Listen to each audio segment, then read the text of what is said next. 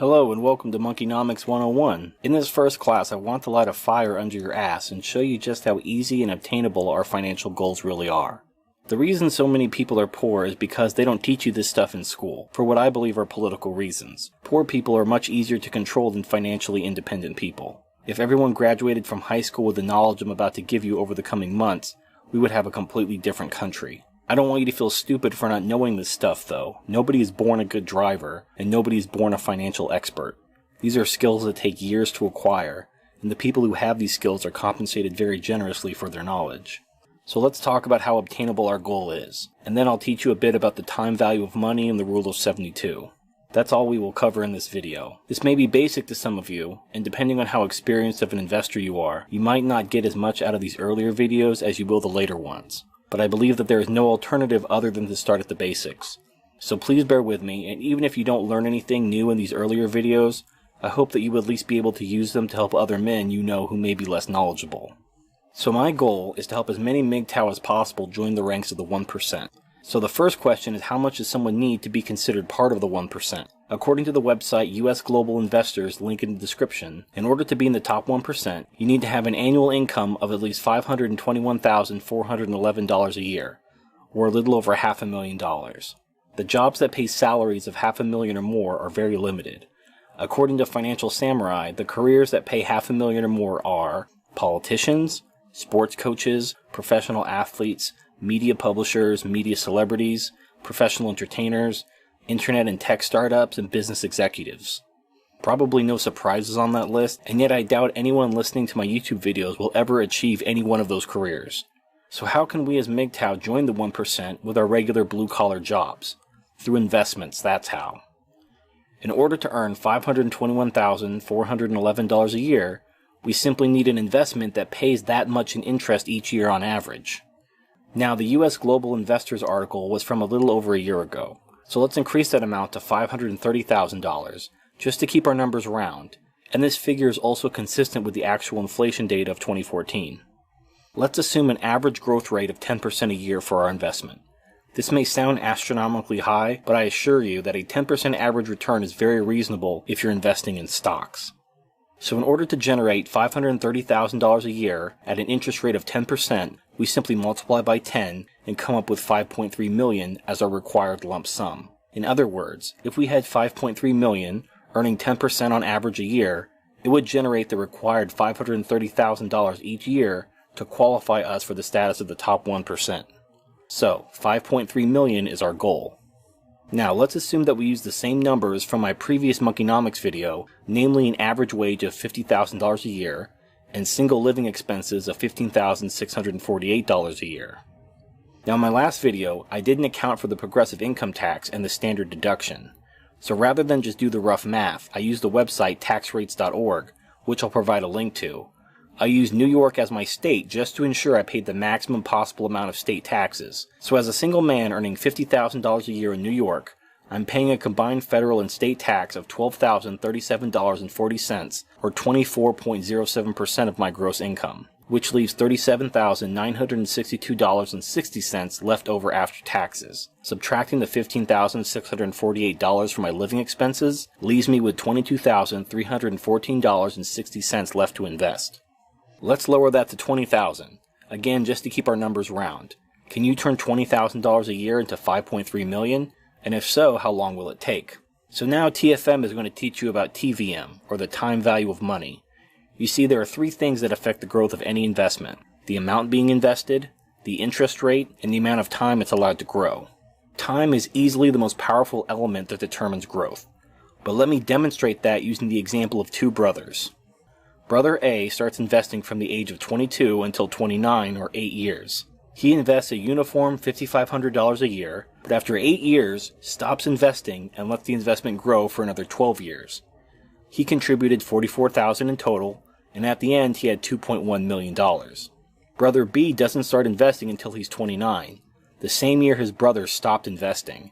He also contributes a uniform $5,500 each year, but instead of contributing for only 8 years, he contributes each year from the age of 29 until the age of 47, the same 12 years the first brother contributed nothing.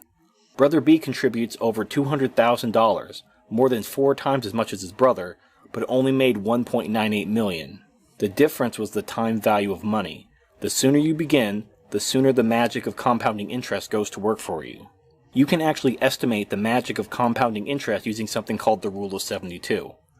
Simply divide the interest rate by 72, and the answer is the number of years it will take for the investment to double on its own without any further contributions. For example, let's say you were given $10,000 on your 20th birthday, and you invested it in something earning 10% a year. How much would it be worth when you were 65 without ever adding anything to it? So, 10 goes into 72 7.2 times. So roughly every 7.2 years, the amount will double. Shortly after turning 27, your $10,000 has doubled to $20,000. Since 7.2 goes into 45, which is the number of years between the ages of 20 and 65, the amount will double 6.25 times. So 10,000 to 20,000 is 1 time, 20,000 to 40,000 is 2 times, 40,000 to 80,000 is 3 times, 80,000 to 160,000 is 4 times, 160 to 320,000 is 5 times, 320 to 640,000 is 6 times, and the remaining 25% will bring in an additional $160,000, totaling an estimated $800,000 by age 65. That's the rule of 72. Fun at parties, impress your friends. Now, for a more accurate picture, we have to include the annual payments or contributions throughout the years. Let's assume that we piddled away our 20s as so many men do, and so we don't begin saving and investing until age 30. Let's keep our retirement age at 65, although I believe that the retirement age will be raised to at least 70 soon. Let's just assume it stays at 65, so we'll be investing for 35 years. Rather than calculate the time value of money by hand, I'll link to a retirement calculator from Bloomberg that does it for you. So, investing from age 30 to age 65 at 10% a year with a $20,000 annual contribution will give us $5,420,487.37, which will generate $542,000 a year, putting us in the top 1%. Now, these are inflation-neutral dollars. Obviously, in 30 years, $1 million isn't going to be the same as $1 million today. However, that's built in because we're also assuming that you never make more than $50,000 for the next 30 years either. Inflation causes wages to rise as well as prices. So although $1 million will be worth less in 30 years due to inflation, you will also see your wages rise as well, and you'll be contributing more in actual dollars over the same 30 years, so it will roughly shake out to the same result once adjusted for inflation. If all of that didn't make any sense, don't worry. The point is that you're a multimillionaire, and you're a member of the top 1%, and you made an average income your entire life. You weren't born with a silver spoon in your mouth and you didn't win the lottery. You worked an average job and maintained an average standard of living and retired in the top 1%. If it's so easy, why don't more people do this, you might be asking? Well, like I said earlier, most people aren't taught these principles in school, and are instead taught to enjoy their 20s and get into loads of debt, especially student loan debt, because YOLO. The average person parties through their 20s saving nothing and acquiring debt. They often get married in their 30s and go into debt with a mortgage. Their 40s are spent paying off their debts and probably trying to get their kids through college. And then they wake up in their 50s and realize they haven't saved anything for retirement, and they only have 10 or so years to save. And that's why we can't have nice things. The great thing about MGTOW is that it embraces simplicity and minimalism. Now, if minimalism isn't for you in the long run, I ask that you at least try to be as minimalistic as possible while you're young, and put your money to work for you sooner rather than later. Women and other men will make fun of you and think that you're crazy, but we're already used to that, so who cares? When we're multimillionaires and they're dependent on the government, we can all toast to their misery and laugh as we light our cigars with $100 bills. This is very doable, so here's your homework until next week. Start saving now. If you have a 401k at work, get on that shit. If you don't, open an IRA. Make some cuts in your lifestyle today to give yourself a better future tomorrow. You can get into debt pretending to be rich for a few years and be poor the rest of your life. Or you can pretend to be poor for a few years and be rich for the rest of your life. So I hope I've lit a fire under your ass, and next week we'll be talking about debt management and freeing up your income so it can go to work for you. So that's it for this lesson. Let me know if you found this video helpful.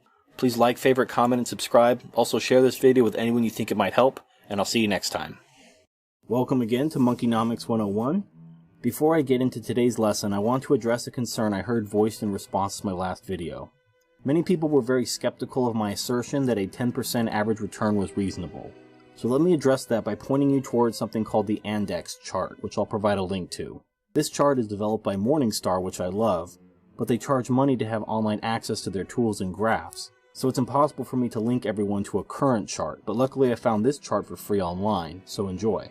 Now this chart only goes until 2011, so it's not current, but the US economy hadn't recovered from the 2008 collapse until 2012, so the more recent data is even more positive and higher than 11%.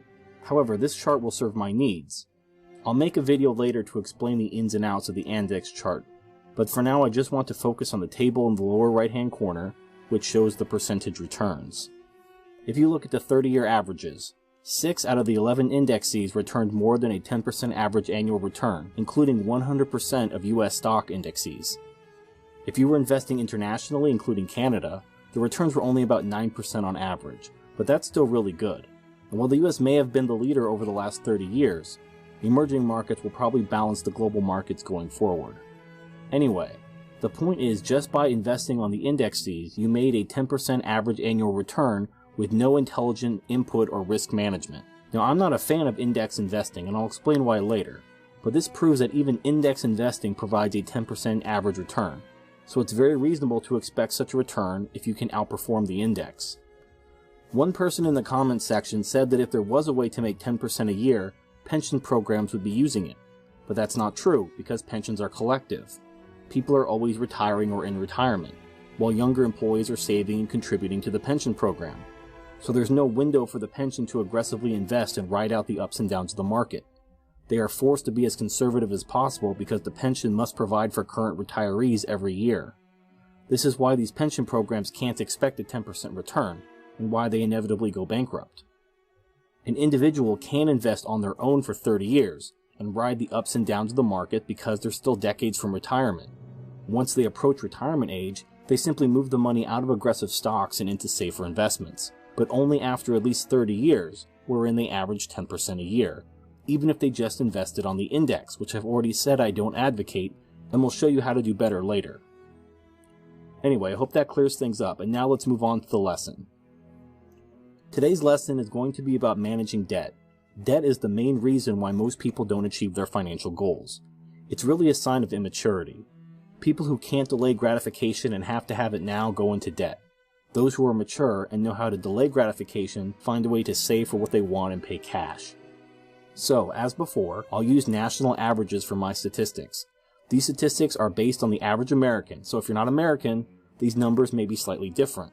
All links to the statistics will be in the description. The average American has the following debt balances, with the following annual percentage rates, and thus pays the following dollar amounts in interest each year. Student loans. Average balance of $32,264, annual percentage rate 5%, annual interest $1,613.12 a year. Credit card debt. Average balance $15,611, annual percentage rate 14.9%, annual interest of $2,326.04 a year. Auto loan debt. Average balance of $27,000, annual percentage rate 4.31%, annual interest of $1,163.70. Mortgage debt. Average balance of $155,192, annual percentage rate of 3.8%, annual interest of $5,897.30. Total $11,000.16 per year in interest payments alone, not including any principal payments. Meanwhile, the average American has a 401k balance of $101,650. If this 401k enjoyed a 10% increase, that increase would equal $10,165. Meanwhile, that same person is paying over $11,000 in interest that same year to their student loans, credit cards, auto loans, and mortgage loans, meaning that their net worth has decreased by $835.16. Let me repeat that. In a scenario wherein the average person's retirement grew by 10%, their net worth went down by nearly $1,000 because of their debt. This is why people never become rich. They dig their own hole and send all their money to creditors. Their income comes in and their bills go out, and only the names change to protect the innocent. Not paying $11,000 to creditors will have the exact same effect on a person's wealth as earning $11,000 in interest from an investment, meaning that by becoming debt-free, a person could mirror the effects of earning 11% on a $100,000 investment. Now, not all debt is bad, but it has to pay off. A mortgage can be a good and necessary debt, because it would take too long to save the hundreds of thousands of dollars needed to buy a house, and with the appreciating value of real estate, it may be a good investment. Student loans may also be a good investment, assuming that it leads directly to a high-paying career that you could not have gotten without the education.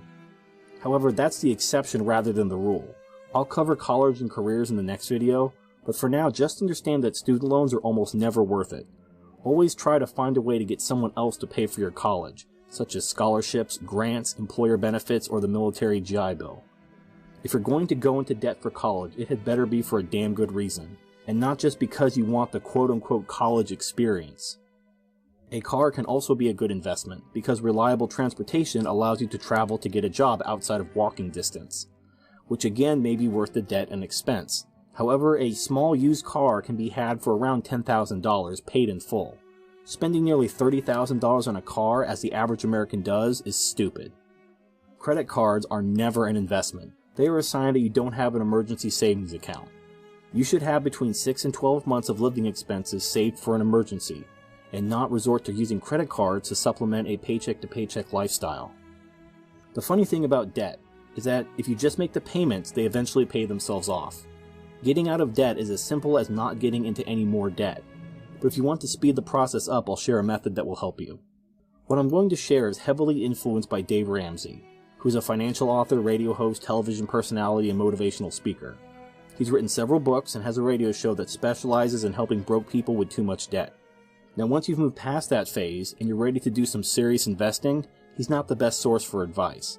But if you're just getting started or you have debt problems, he's the man I recommend listening to. I'll provide a link to his website in the description.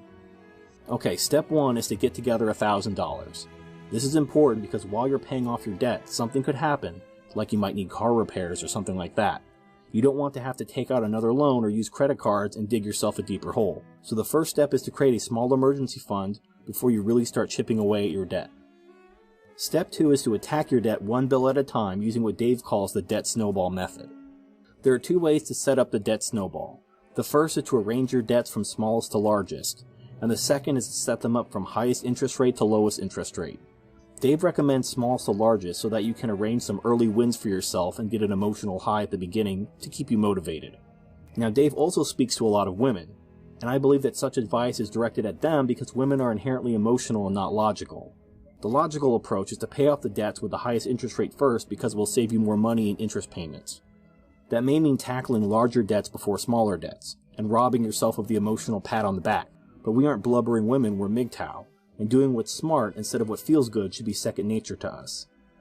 If you have significant assets, either in cash or in non-retirement investments, and you also have significant debts, it's better to use those assets to pay off your debts. Don't cash out your retirement assets because you'll be hit with taxes and penalties. But if they aren't associated with a retirement account, use that money to pay off your debts, and keep $1,000 as an emergency fund. It may emotionally hurt to quote-unquote lose that money, but you're actually improving your net worth by eliminating debts and avoiding interest, instead of leaving the money in a bank earning little to no interest simply to serve as a security blanket. Okay, so how does the debt snowball work? It's simple. You keep paying the minimum payments on all your debts, but you attack the first debt item on the list and pay it off as soon as possible. Once that debt is paid off, you move on to the next item, and apply the money that you were using to pay the first debt towards the second debt. When the second debt is paid off, you take the freed up money from the first and second debts and pay off the third debt, and so on and so forth until all your debts are paid off. As you get further down the list, the amount of freed up money you have will keep growing, and then once you're debt free, your income will be free to be put to work for you. This process may take a few years if you've dug yourself into a significantly deep hole, but don't get discouraged. When a fat person decides to lose weight, it takes time and discipline to get in shape. And financial fitness is no different. It's going to take time, but hang in there and keep at it and you'll be free soon enough. What if you're in so much debt that you can't even maintain the minimum payments? Maybe you're already behind on some bills because there's just too much month at the end of the money. Or maybe you've been made a wage slave by your ex-wife in the family courts, and you see no way out. Well, to use the fitness metaphor again, while someone who's overweight may be able to turn their life around with diet, exercise, and self-control, other times the person is in a dire situation and surgery is required. The first option may be to work overtime or get a second job until you can get out from underneath your debt.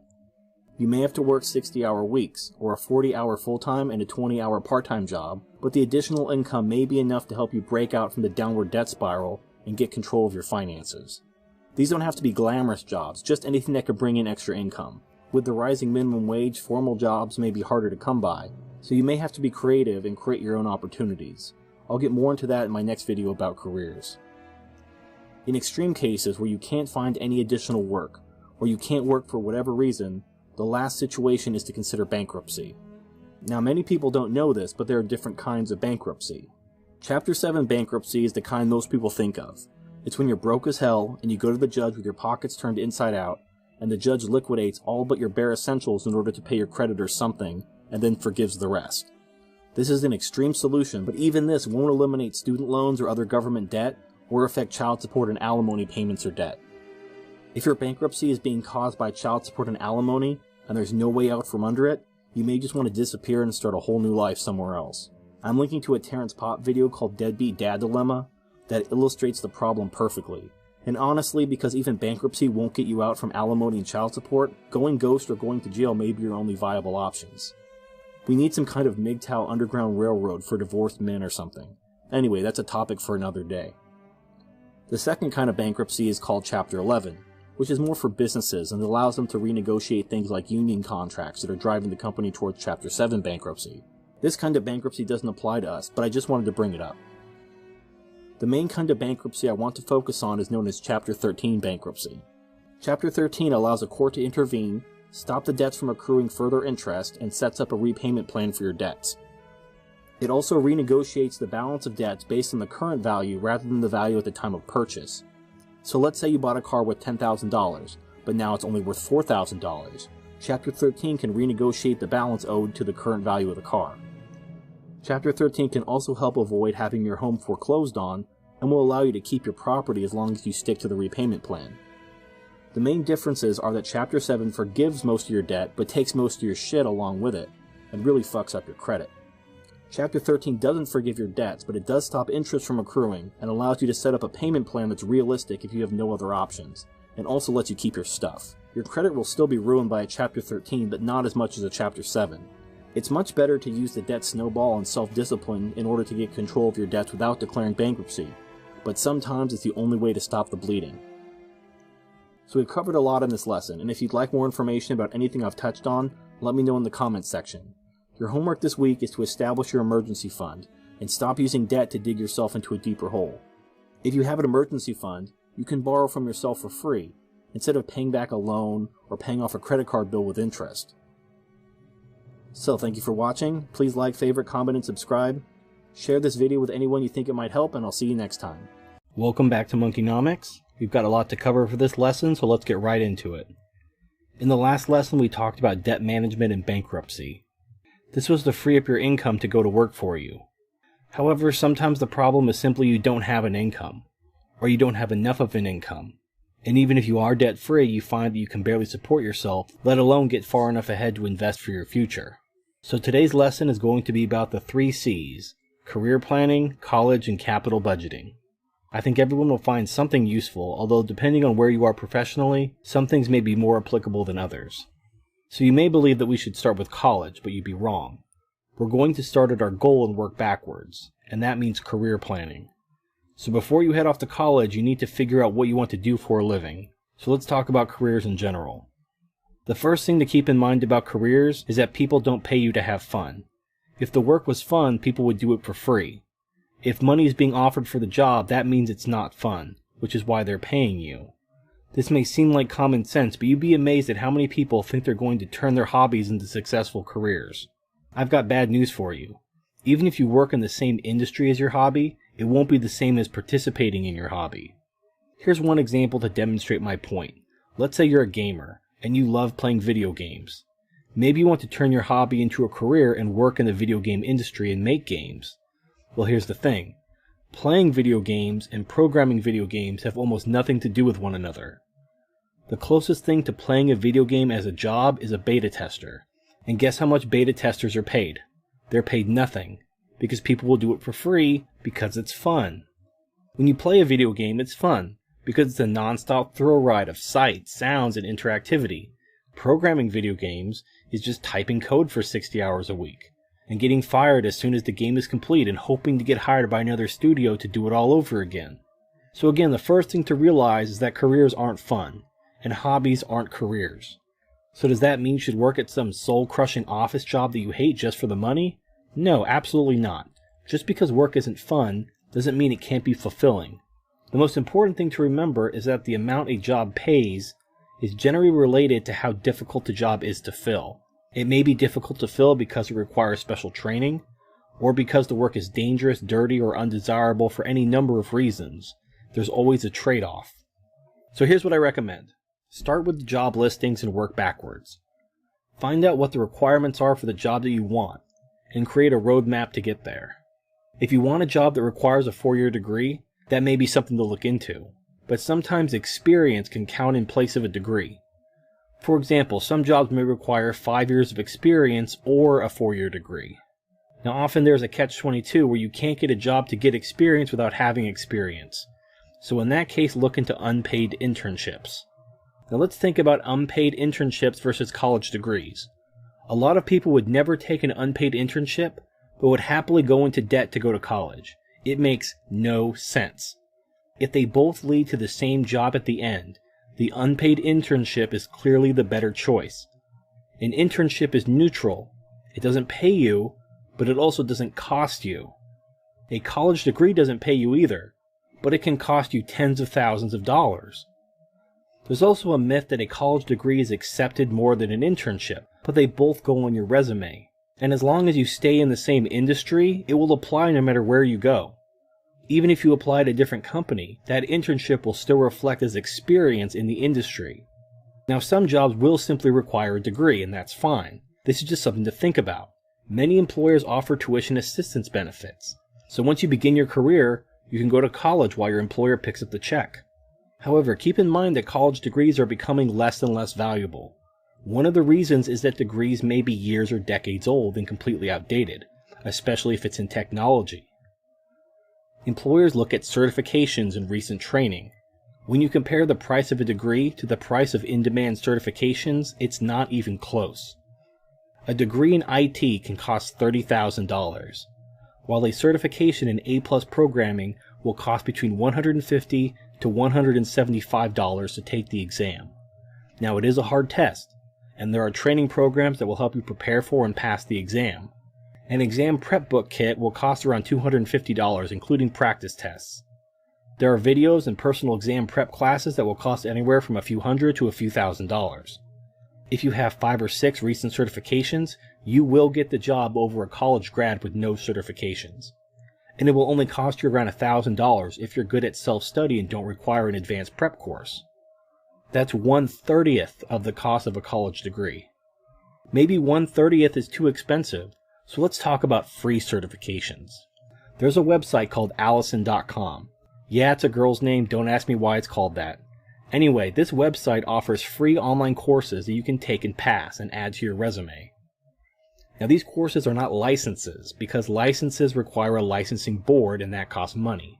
However, this is a free resource to get free training and free certifications to add to your resume to get an entry-level job without a degree.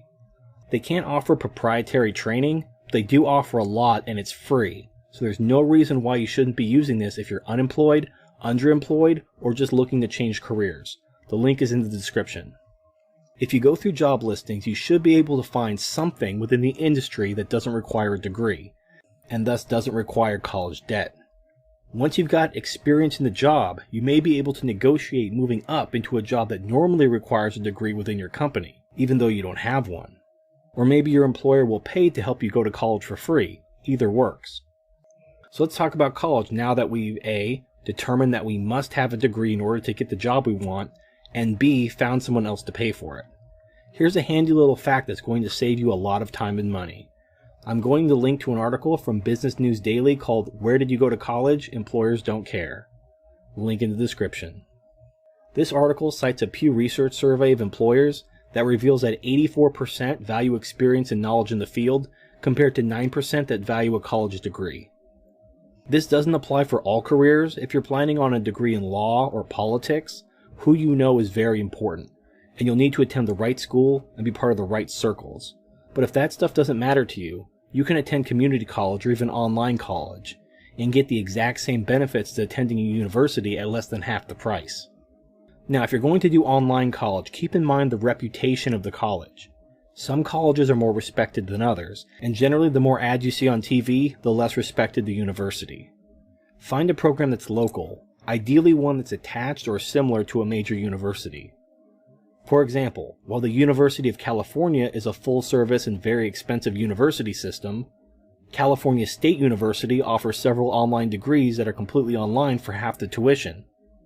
Now, a savvy employer may know the difference between University of California and California State University, but most don't know and most don't care. Remember that 84% of employers value experience compared to only 9% that value degrees. So if the job is between you and your California State University degree, and the other guy with his degree from the University of California, but you have certificates and an unpaid internship under your belt, you will get the job every single time. Always look for opportunities to allow you to attend college in the evening or online, so that you can focus on work, which is more important in the long run. Fuck the quote-unquote college experience. Especially with all the bullshit about rape culture and the SJWs turning college into the Salem witch trials for any man that runs afoul of their social justice agenda. No good will come from being involved with any of that bullshit. And you especially don't need to be paying money for the privilege of being falsely accused of rape, or being told that you have to attend some mandatory gender justice training because some Tumblrette felt triggered on the internet. Keep your eyes on the prize. Let the feminists and social justice warriors run these colleges right into the ground. You've got more important things to do.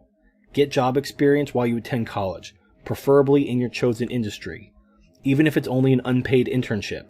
If you make an impression as an intern, and the company knows you're graduating soon, you will have a firm job offer before you graduate, while all these feminists and SJWs wipe their ass with their gender studies degrees and go on welfare. So let's say you have your tuition paid for, but what about your other living expenses? How are you going to afford food and housing on an unpaid internship?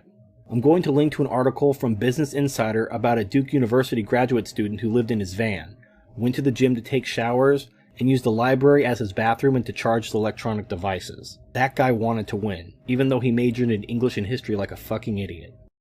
So I hope I've given you some tools to get your foot in the door of the industry you want to work in, and some tips for furthering your education without debt. However, I realize that this information is coming a little late for many of my viewers, and their college days are long gone. So let me share one last tip, which will be very useful if your dreams are to own your own business, or particularly if you're thinking about investing in real estate. I'm going to talk about capital budgeting. So the purpose of capital budgeting is to determine how much a project is worth and how much your profits are worth. I can't tell you how many business owners I've met who think they're making so much money on their business when they really aren't, because they don't understand how this works. I tell them how they can earn up to 10% with investments, and they tell me they're earning triple that from their business. I call absolute bullshit because most industries have profit margins lower than 10%.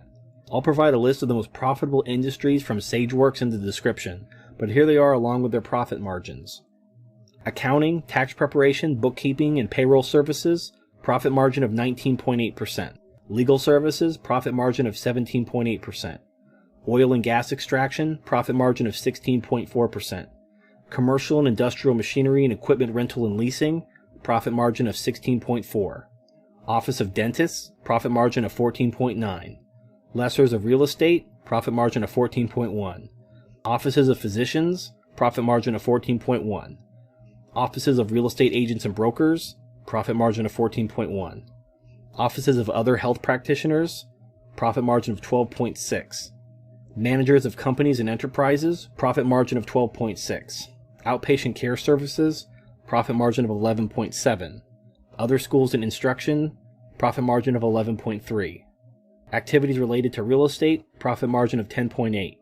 Death care services, profit margin of 10.7%. Support activities for mining, profit margin of 10.5%. Now, as you can see as you get closer to the end of the list, the profit margin is about 10%, which is what you can make on investments passively. Would you rather own a mortuary and make 10.7 but have to do all the work of a business owner, do the bookkeeping, work 60 to 80-hour weeks, and hang out with corpses all day? Or would you rather sleep in and play World of Warcraft all day and make only a 0.7% less profit difference? Now these are only averages, so to calculate your business or project's profit margin, we'll be using something called a capital budget calculator. This works great if you invest in real estate, but it also works if you're planning on buying or starting a business. I'll provide a link to a calculator in the description and walk you through how to use it. So let's say that we're real estate investors and we want to know how much profit we'll be making by buying a property for $300,000 today, holding it for 10 years, renting it out for about $2,000 a year profit, and then selling it on the 10th year for $600,000. Okay, so for period 0, we're going to put negative $300,000 because we're spending $300,000 in order to purchase the property. This is our starting cost. If you're buying an existing business or franchise, you would put all the costs in your period 0 as well. For period 1, let's say we renovate the house to bring up its market value. We are also liable for property taxes, but we don't have a tenant yet, so we're just going to have to eat those costs, which will total $50,000. So in period 1, we put negative $50,000. For period 2, let's say we find a tenant, and minus maintenance and property taxes, we receive $2,000 in profit a year. So for period 2, we put $2,000. For periods 3 through 9, let's keep the $2,000 profit, but let's increase it by $200 a year to symbolize raising rent to offset inflation. For period 10, we sell the house for $600,000. Now if you total everything up, we made $621,600, and we spent $350,000 for a total profit of $271,600. This is listed as a net present value, or NPV. If we adjust for inflation by putting 3% in the required rate of return, we can see that $271,600 shrinks to $116,102.47 in inflation-adjusted dollars after 10 years. Now what's more important than the inflation-adjusted profit is the internal rate of return. You see, turning $350,000 into $621,600 is pretty impressive, but it took 10 years to do it. And as we learned from the time value of money, time is the most important factor in building wealth. This property actually only returned an equivalent interest rate of 6.1% over the course of the entire 10 years. That's not that impressive. That's pretty easy to do, and real estate is very risky, as the 2008 crash has shown. So you're taking a lot of risk for a pretty unimpressive return when you think about it. But because the payoff happens all at once, while the costs are spread out over a longer period, people think they're getting a better deal than they really are. For example, if rather than buy and renovate the property with that $350,000, the investors just instead invested it in stocks, they could have earned 10% on average for 30 years instead of 6.1%. They also would have had no tenants to worry about, no calls at 3 a.m. because the water heater is leaking, no worries about deadbeat tenants destroying your property after you evict them, none of that. Being a landlord isn't an investment, it's a job. Now some people will argue that stocks are risky and could temporarily lose value. But your property can sit vacant if you can't find a tenant, and you're still stuck paying property taxes. You don't pay taxes on your investments until you sell, but you still pay property taxes every year, even if the building is empty and burning a hole in your wallet. Also, it's nearly impossible to go bust in stocks if you're properly diversified. Even if some of your companies do end up going bankrupt, you own so many hundreds or thousands of them, it's really not a big deal. However, if you own only 3 rental properties or 3 McDonald's franchises or whatever, and one of them goes bankrupt, that's 33% of your assets. And unlike my stocks that might recover in a few years as long as I don't sell them, your failed business is ruined and you're fucked. The money is just gone, and I hope you had insurance. So the next time someone tries to get you to start or buy a business or invest in real estate, use the capital budget calculator to see what your internal rate of return is. Make sure you're getting a good deal and taking into account the time value of money, instead of focusing too much on that big payoff and forgetting about the interceding years along with the huge risks you're taking. So that's it for this video. As always, if there's something you'd like to know more about, let me know in the comment section. Please like, favorite, comment, and subscribe. Thank you for watching, and I'll see you next time. Welcome back to Monkeynomics. Today's lesson is about retirement planning. We'll be talking about the process, the different tools available to you, and some guidelines to keep in mind. Note that some of the things I'll be talking about, such as 401ks and IRAs, are specifically related to the United States and the US tax code. There may be similar programs in your country if you live outside the United States, but be aware that some things may not apply or may apply differently if you live outside the US. So let's get started. The most frequently asked question about retirement planning is how much someone should save from their income towards retirement. The answer is 10% of your gross or 15% of your net, depending on which one you feel more comfortable working with. So let's say you make $2,000 a paycheck, but net $1,300 a paycheck after taxes and deductions such as paying for health insurance premiums. 10% of $2,000 is $200 a paycheck, and 15% of $1,300 is $195 a paycheck. So it works out to be the same amount, whichever you prefer and find easier is fine. Now, if you're still in the process of paying off debts, as we talked about in our previous video about debt management, don't worry about retirement savings at this time with one big exception. If and only if your employer provides a 401k with a match, you should always contribute up to the match, even if you're paying off debt. The reason is that the 401k match is free money. Let's say your employer matches up to 3%, or $60 a paycheck if you make $2,000 a paycheck. By contributing the $60, your employer matches $60, and the total equals $120 in your 401k. That's a guaranteed 100% return, so always contribute to get the match. If the employer doesn't offer a match, forget it, and just focus on paying off your debts. However, employers don't match higher than about 3 or 4%, and that's not much. You should be able to swing that even if you're currently getting out of debt. This is literally the only time I will tell you to invest before being debt-free. Only do this if your employer matches your contribution. Okay, I think I beat that dead horse enough, so let's move on to retirement plans. First, let's talk about the two things that aren't retirement plans. Social Security is not a retirement plan. The money taken out of your check and FICA taxes does not go into an account with your name on it. It's not your money, and a lot of people are misinformed regarding how Social Security works. Your FICA taxes equal about 7% of your gross income. Unlike the normal income tax, there is no progressive scale, so everyone pays 7% regardless of income. All that money that's collected is used to pay current benefits, meaning that in 2015, the money taken from your paycheck in 2015 will be used to pay retirement benefits to seniors in 2015. None of it is saved on your behalf, and it never has been that way. From the 1930s to about 2010, the Social Security Trust Fund did run surpluses, meaning that it took more money from FICA taxes than it needed to pay for current beneficiaries. That excess money was used to buy government bonds, and thus added to the general budget, which was immediately spent that year anyway. So no matter what, nothing was ever saved, and in fact this intergovernmental debt is off the books, and allowed the government to keep the budget deficits down until about 2010, when the baby boomers started retiring, and the program no longer ran surpluses. The Social Security Trust Fund is nothing but a bunch of IOUs from the government, where they pinky promise to tax future workers to pay for your benefits when you're a senior. However, in 2033, Social Security will no longer be able to pay current benefits based on projected income from FICA taxes. There will simply be too many people taking and not enough people making. At that point, the program will slowly die as benefits are cut to match revenues, or maybe the whole program will be reformed entirely. Who knows, but it's going to happen. Nobody wants to be the generation holding the bag, but if you were born in 1968 or later, it's going to be you. So another system similar to Social Security, wherein you have no control over your money or benefits, is a corporate or union pension. The 401k is slowly replacing these systems because they are very expensive to the company and difficult to renegotiate during negative economic cycles.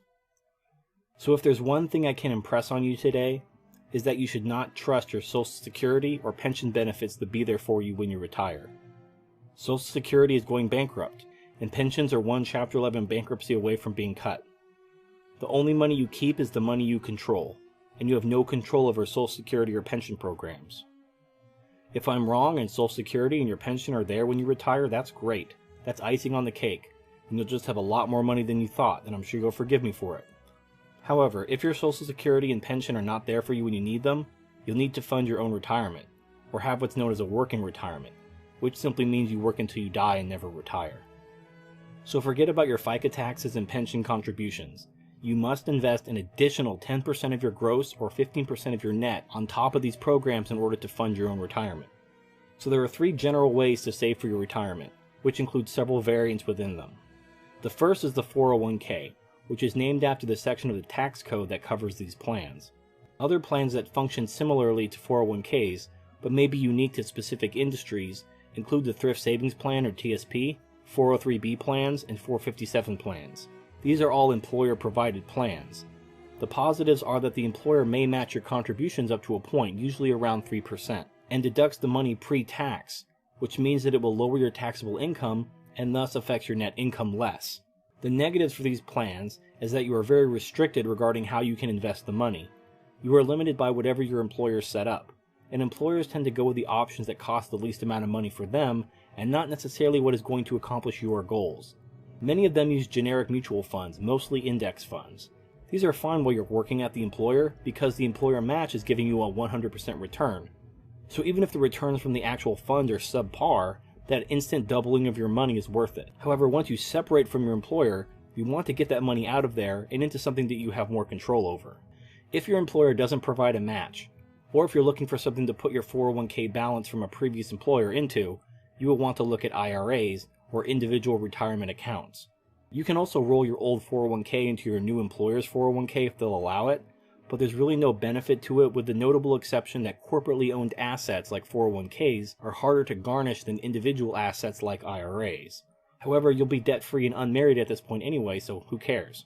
Whatever you do, don't cash out your old 401k when you leave your old company, because you'll not only have to pay income taxes, but you'll pay an additional 10% penalty on top of those taxes. For example, if you're in the 25% tax bracket and you pay the additional 10% penalty, that's 35%, or more than 1/3 taken out in taxes. That's insane. And the only time I would even consider doing this is if you really needed the money to pay off a debt that has an interest rate higher than 10% and you're about to lose your home or something serious like that. Outside of those dire circumstances, don't cash out. It's not free money, you're stealing from your own future. Okay, so back to IRAs. There are two kinds of IRAs, a traditional IRA and a Roth IRA. The traditional IRA is pre-tax, just like a 401k. So when rolling over 401k assets, put those into a traditional IRA. You can roll them into a Roth, but you'll have to pay income taxes on the balance. There is no limit to the amount of money you can roll over into an IRA from another tax-deferred account like a 401k, but you are limited by what you can contribute annually into the account going forward. As of right now, and the laws could change going forward, but you can currently contribute up to $5,500 a year into an IRA, which is enough if you gross $55,000 a year or less, because that equals 10%. If you earn more than $55,000 a year, we'll come back to that. However, just be aware of the limitations. Once you're in your 50s, you'll be allowed an additional $1,000 a year or $6,500 total. The advantages of a traditional IRA are that being pre-tax allows you to deduct the contributions from your taxable income, thus affecting your net income less, just like a 401k. However, you are in the driver's seat regarding how your money is invested. You can invest your IRA in almost anything from stocks, bonds, mutual funds to gold, and even designate a savings account at your bank as an IRA if you want to go broke for some reason. What the IRA designation does is it allows you to deduct contributions from your gross income, avoid capital gains taxes while you're working, and have control over how the money is invested. The disadvantages of the traditional IRA include mainly that the money placed in the IRA cannot be touched until you're 59 and a half, unless you're willing to pay income taxes and an additional 10% penalty. There are limited exceptions, such as if you become disabled or other specific events. This means that even if your account does exceedingly well, and you could technically retire prior to age 59, you will have to wait unless you want to pay that 10% penalty. Another disadvantage is that once you begin taking distributions from your IRA, you will be paying income taxes on the money, not capital gains taxes, which are lower. This is because the money was tax deferred, meaning that although you avoided paying taxes on the contribution, you will be responsible for taxes on the distribution. So let's say you invested $20,000 over the life of the account, and it grew to be over $200,000. You successfully avoided paying taxes on the original $20,000, but you will now be responsible for paying taxes on the entire $200,000 over the course of your retirement. You must take distributions. You cannot avoid taking money out in order to avoid paying taxes. There's a schedule known as the Required Minimum Distribution, or RMD, that specifies what percentage you must take out as a minimum starting at age 70. If you fail to take the money out, you will get hit with a penalty, which ensures you'll pay even more money than if you simply took the money out like you were supposed to. It gets pretty confusing, but that's how it works when you play the tax game. The alternative to a traditional IRA is the Roth IRA. The only difference between the two is that the Roth is not tax deferred on the contribution side, but is tax-free on the distribution side. So again, let's say you invest $20,000 over the course of the account, and it grows to $200,000. With a Roth IRA, you cannot deduct the $20,000 from your taxable income when you invest it. So your net income will take a larger hit, but when you retire, the entire $200,000 is tax-free, and you never have to pay taxes on the money again, even on the interest. You also never have to worry about required minimum distributions because the IRS doesn't care as you're not paying taxes anyway. Now, there's nothing stopping Congress from changing the laws later and changing the rules on you, And I suspect that as Social Security and Medicare go bankrupt, they're going to become desperate and try to prop up the system somehow. So there's no guarantee this will stay the same. In fact, I would be very surprised if it did. However, that's one of those bridges we'll just have to cross when we get there. So knowing that our goal is 10%, how should we prioritize your contributions to maximize your benefits? The first priority should be the 401k with the employer match, but only up to the match. If the match is only 3%, then contribute to the 401k at 3%, and then open up an IRA for an additional 7% to equal 10% total. If the employer doesn't offer a match, go straight to the IRA. If you make too much money so that you hit the maximum contribution limit for the IRA and haven't hit 10% yet, we'll talk about variable annuities later.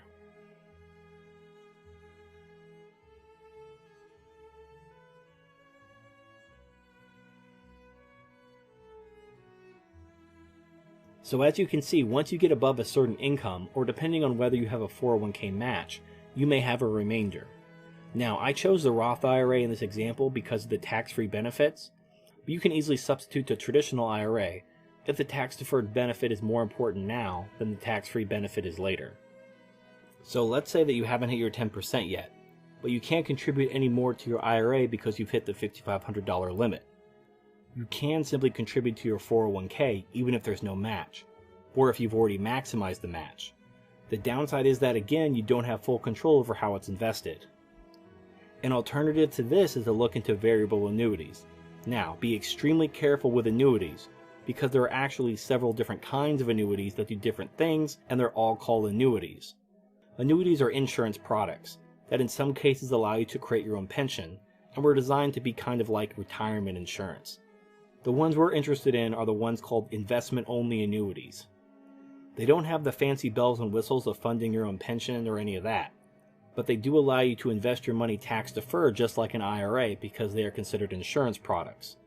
And they don't have a maximum contribution limit. The downside of annuities is that there are fees associated with them, but if you get an investment-only style annuity and not the fancier ones, you'll minimize your fees. So, if you have a remainder after maximizing your 401k match and IRA, and you need something that provides tax benefits, and you're unimpressed with what your employer's 401k has to offer, look into variable annuities. But make sure you're only getting into the investment-only type strictly for the tax-deferred benefits, and not buying a pension-style annuity. When you talk to a representative about annuities, they will try to upsell you to one of the other types because they usually receive higher commissions. So don't let them talk you into buying more than you need. All you need is the tax deferral benefit. If the company you're used to working for doesn't offer that kind of annuity, shop around. They're out there, I promise. So now you've got your game plan, and you're contributing 10% of your gross income towards your retirement into something that offers you some form of tax benefit, so that it doesn't affect your net income, and thus your standard of living as much. If you can afford to eat the cost, then go ahead and go for the Roth over the traditional IRA. But if not, don't worry about it. You can mix and match between the Roth and the traditional IRAs, but you can only contribute a maximum of $5,500 a year in both combined. So now the literal million-dollar question is, what should I be investing all this money in? Well, we'll get to that in our next lesson. See you next time. Welcome back to Monkeynomics. This class will mark a turning point as we've now successfully moved past a lot of the basics, and we're going to get into the more advanced stuff. We're going to talk about asset diversification. We'll start by going over the different asset classes and what their purpose is in a diversified portfolio. As a bonus, because I've received a lot of comments regarding this, I'll show you how to protect yourself during the upcoming economic collapse using asset diversification, well, at least to the greatest degree possible. If you ask people how many asset classes there are, you'll get answers anywhere from 3 to 12 or more, depending on the sophistication of the portfolio and the investment professional. I'm going to tell you about all of them, and in our next video we'll talk about allocations within these asset classes based on your risk tolerance. So here are the asset classes as I define them, and they are US stock, international stock, emerging market stock, US bonds, TIPS, international bonds, emerging markets bonds, real estate, natural resources, commodities, US cash, foreign currency. Each of these asset classes can be broken down and each can be its own video, but some are not as important as others, and I'll be focusing more on stocks primarily, but I want to at least explain each asset class and how they are used in an investment portfolio. First, let's look at the stock asset classes, which include US stock, international stock, and emerging market stock. What is stock anyway? Stock is a piece of ownership in a company. Let's say you owned your own small business as the only owner, known as a sole proprietorship. All the profits of the company would belong to you.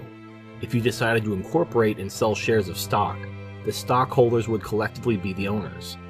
Instead of the profits going to one owner, like in a sole proprietorship, the profits are divided among the shareholders via a dividend. When a company pays a dividend, it is giving the profits of the company to its owners, the shareholders. Why do companies issue stock in the first place if it means having to divide their profits, you might ask? It is a way to get capital investment without issuing debt. Again, if you had your own business and you were the only owner, you would have to go and get a loan from somewhere in order to expand your business. Issuing stock allows you to avoid interest payments on a loan by dividing your future profits with your investors. It's actually very efficient and doesn't create liabilities for the company. So there are 3 classes of stock by region and 3 classes by size or capitalization. The regional classes are US stock, international stock, and emerging market stock, and the capitalization classes are large, mid, and small cap, which is short for capitalization.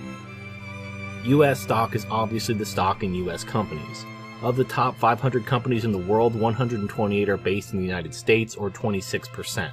The closest rival is China with 95 companies, or 19%. The United States also currently benefits from the dollar being the reserve currency of the world, which benefits the US economy and thus US companies. International emerging markets are a bit more fluid in what they mean. Generally, international stocks are stocks and companies located outside of the United States, but still within the regulated markets of developed countries.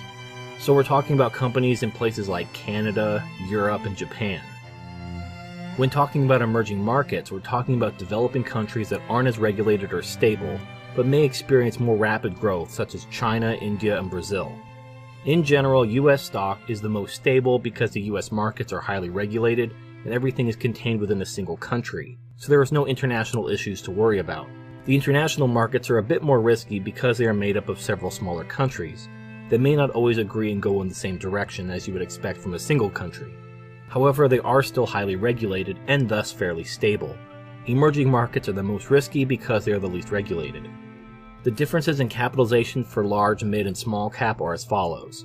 Small cap companies are worth less than $2 billion, mid cap companies are worth between $2 billion and $10 billion, and large cap companies are worth over $10 billion. There are some divisions both higher and lower than these depending on who you talk to, but these are the 3 I use personally. It's difficult to know what a company qualifies as without looking at their financial reports, so here's a good rule of thumb that I use to help you understand the differences in real life. If a company is publicly traded, and you've heard of them, but they aren't exactly a household name, they're probably a small cap company. Companies like iRobot, Ancestry.com, and MetaFast are all small cap companies. If you see ads for the company on TV or on billboards and stuff like that, but they aren't everywhere, they're probably a mid-cap company. Well-known brands like Fossil, who make watches, or Under Armour that makes athletic sports gear, as well as regional franchises like Jack in the Box and Sonic's Drive-In, these are all mid-cap companies. If you see the companies everywhere, nationwide, they're probably large-cap companies. Walmart, McDonald's, Disney, Google, ExxonMobil, etc. These are all large-cap companies. In general, larger companies experience less relative growth per year than smaller companies during good years, but lose less money than smaller companies during bad years. In a diversified portfolio, stocks are your main profit driver. Stocks is where you make your money. Are stocks risky? Yes, they are, and that's why you don't put everything in stocks. I'll explain how emotional thinking causes people to lose money in stocks in the next video. But it's really not hard to make money safely in stocks if you know what you're doing, you're diversified, and you can keep a level head during periodic economic downturns. Now let's move on to the next set of assets, which are collectively known as bonds or sometimes fixed income assets. These include US bonds, international bonds, emerging market bonds, as well as TIPS or Treasury inflation protected securities. What are bonds? Imagine you're a business owner and you need a loan for your business. You go to your local bank and the loan officer tells you that you'll have to pay 10% interest on your business loan. That seems like a lot of money to you. And you overhear another person arguing with a teller that they don't think it's fair that the bank is only giving them 2% on their CD. So you have an idea. You talk to the person interested in the CD and tell them you'll give them 5% on their money instead of the bank giving them 2%. Meanwhile, rather than pay 10% to the bank, you're paying 5% to the investor. However, the investor wants to make sure he gets his money back. So you sign a private loan agreement so that you are obligated to pay back the loan with the agreed upon 5% interest. That is what a bond is. It's essentially a loan without the bank operating as a middleman. Now, not just anyone can issue a bond because bondholders want assurances, especially when we're talking about serious money. There are generally 3 types of bonds in most countries, but smaller countries that aren't broken up into states or provinces may have only 2. When a federal or national government issues a bond, it's called a government bond, sometimes also referred to as sovereign debt. Government bonds are considered very safe because the federal or national government has the power to tax and print money in order to pay its debts. So they'll get you your money one way or another. TIPS, or Treasury Inflation Protected Securities, are special government bonds that go up with the Consumer Price Index, or CPI, which is the official measurement of inflation. They pay even lower interest than normal government bonds, and they're essentially only useful if you're concerned about inflation. But stocks are a much better way to protect yourself against inflation than TIPS. When a state, provincial, or local government issues a bond, it's called a municipal bond. Municipal bonds can sometimes have tax advantages if you're a resident of the state where the bond is issued. These local governments have the power to tax but not the power to print.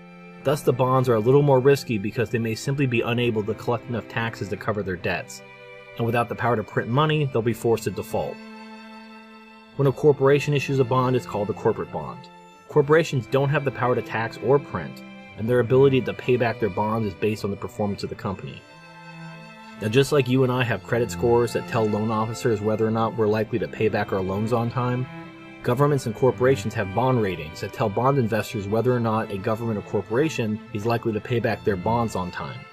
A high bond rating is considered investment grade, meaning it's relatively safe. A bond rating classified as high-yield bonds or junk bonds are rated lower and are considered very risky. Just like someone with bad credit will have to pay a higher interest rate on their loan, a company with a low bond rating will have to issue bonds at a higher interest rate as well. Now, I personally like high-yield bonds, but I repeat, you need someone who can do the research and separate the good companies from the bad for you. If you just look at the interest rates and buy bonds without knowing what you're doing, you're going to lose money. If you're going to invest in high-yield bonds, you need to use the services of a mutual fund with a manager and a research team. Knowing how to analyze these companies to find the good deals is a full-time job that most people simply don't have time for. Get a mutual fund with active management and pay the fees because high-yield bonds are not something you can passively invest in. They're too volatile. I'm sorry if I scared you there, but I've seen a lot of people get into trouble because they choose to stay away from stocks because of the perception of high risk. But then they put all their money in high-yield bonds because they think that because they're bonds, they're safe. And they see those high interest rates and they get dollar signs in their eyes and then they lose all their money. They come to me crying and ask me to help them, but it's too late once your money is gone. There are some assets that are stable enough for a passive approach, wherein you can minimize your fees, but high-yield bonds are not in that group and you need a manager if you're going to invest in that asset. When looking at bonds, the bond rating is very important. Generally, the higher the bond rating, the lower the interest, but the safer the bond. Government bonds are the safest, but pay the least amount of interest, while corporate bonds are the most risky but pay the most interest. The term of the bond is also important. A longer term will pay higher interest because you're letting the bond issuer borrow your money for a longer period. There are other aspects to bonds such as callable bonds, convertible bonds, coupon rate, yield to maturity, etc.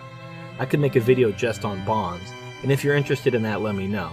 However, when it comes to bonds, they're really only for 2 kinds of people: retirees who are living on their investments currently, and people who are too scared to invest in stocks, usually because they're just ignorant. Well, I'm working to change that ignorance, and I hope that by the end of our journey, you'll see that bonds should only have a very limited place in your portfolio while you're young and working. Now, once you're retired, you want to get off the roller coaster of stocks and get onto the lazy river of bonds, but not while you're young. The purpose of bonds in a diversified portfolio is to protect your stocks from losses and to limit them. They should never be the primary driver of your portfolio's growth. How do bonds protect your stocks? This is due to the phenomenon wherein when stocks go down, bonds go up, and vice versa. I'll demonstrate why this happens. When the stock market crashes, unemployment goes up. When unemployment goes up, the government cuts the interest rate to encourage businesses to borrow and hire in order to lower unemployment. When the government cuts the interest rate, bonds that have already been issued prior to the rate cut will be more valuable. I'll explain why.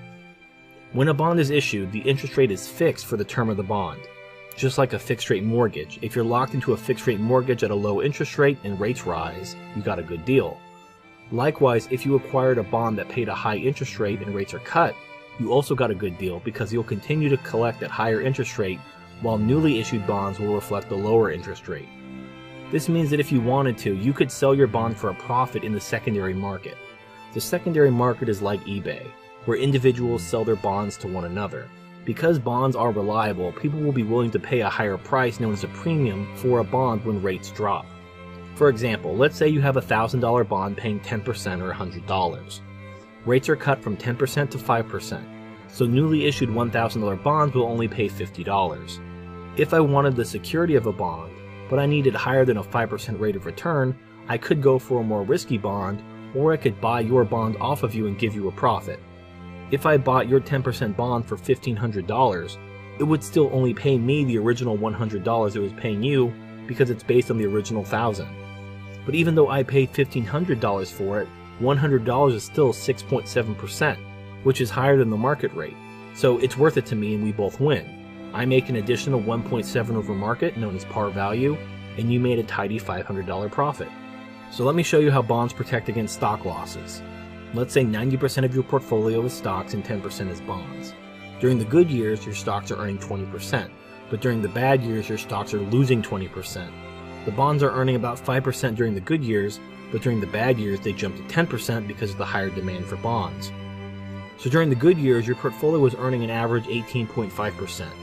You aren't earning as much as you could have if you were 100% in stocks, but your bonds aren't really losing money either. During the bad years, you lose 17% rather than 20% because you are not solely in stocks. So for an opportunity cost of 1.5 on the upswing, you protect yourself from losses of 3 on the downswing. That's how bonds protect stocks, and that was only with 10%. Okay, I've talked a lot about bonds, so let's move on to the next set of assets, which are physical assets and commodities, which are made up of 3 very different asset subclasses including real estate, natural resources like oil and water, and commodities, which can literally be anything including alternatives to cash like gold, silver, and bitcoins. I trust people know what real estate is. For the average person, their home is their largest asset, which is why the average person is broke. Real estate only appreciates an average of around 7% a year, and it can be just as risky as stocks, as the 2008 collapse has shown.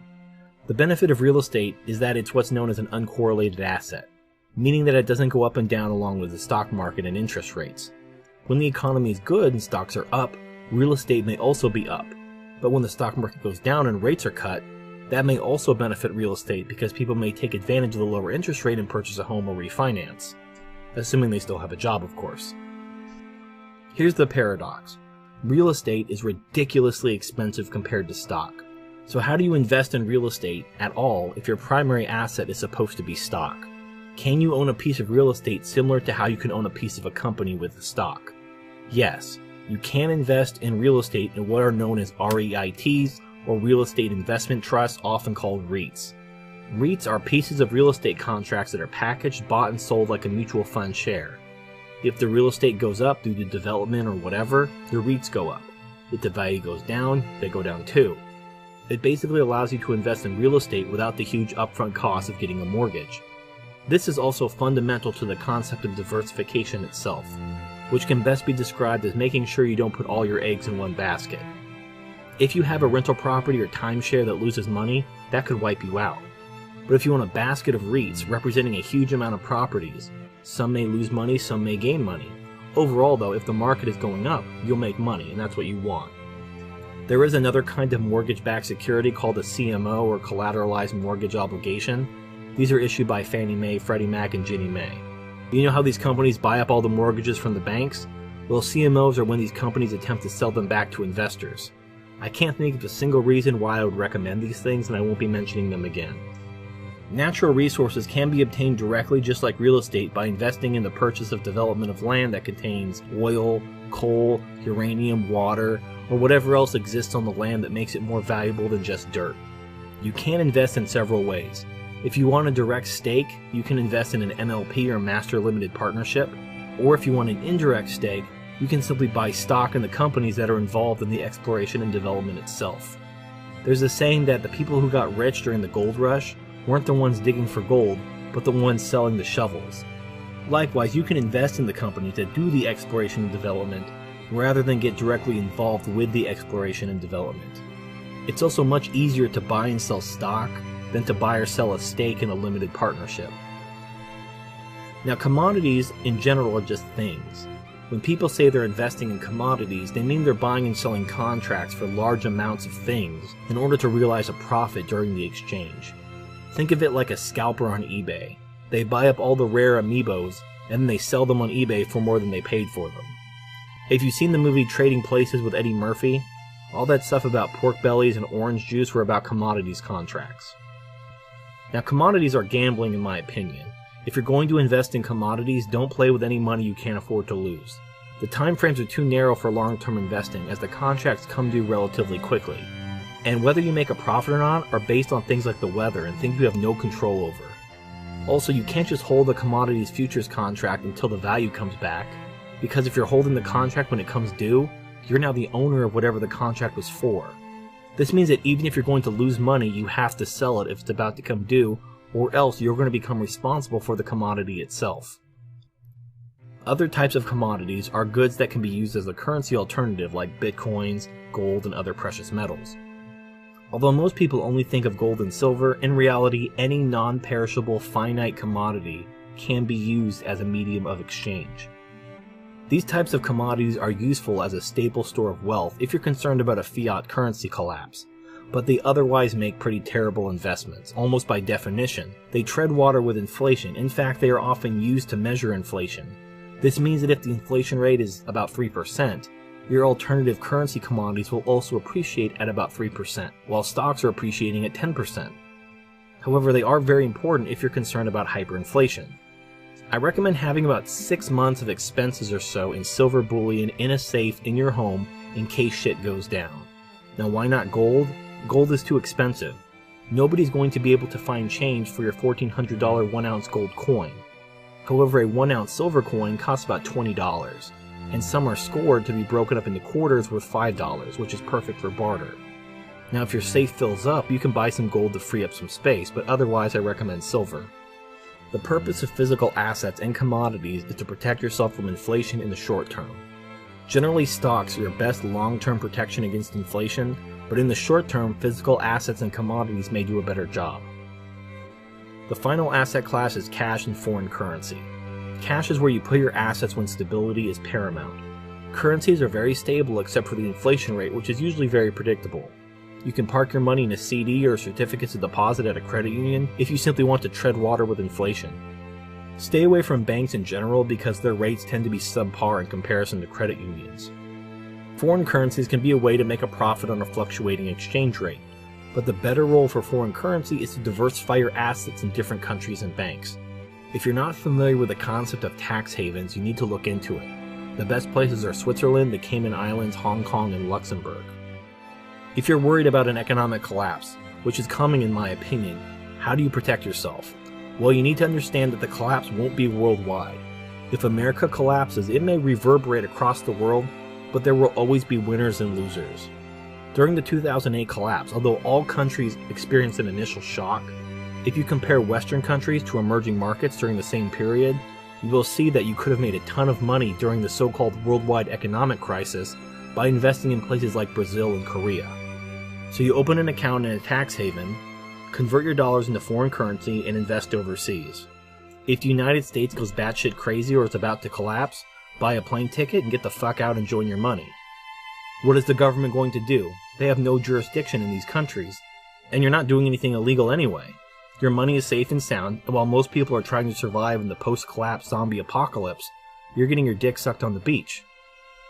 This concept shouldn't really be a surprise. When Rome collapsed and Europe was wallowing in the Dark Ages during the 7th century, China was having its golden age starting in 618 AD, and Islam would have its golden age about 100 years later in 711 AD.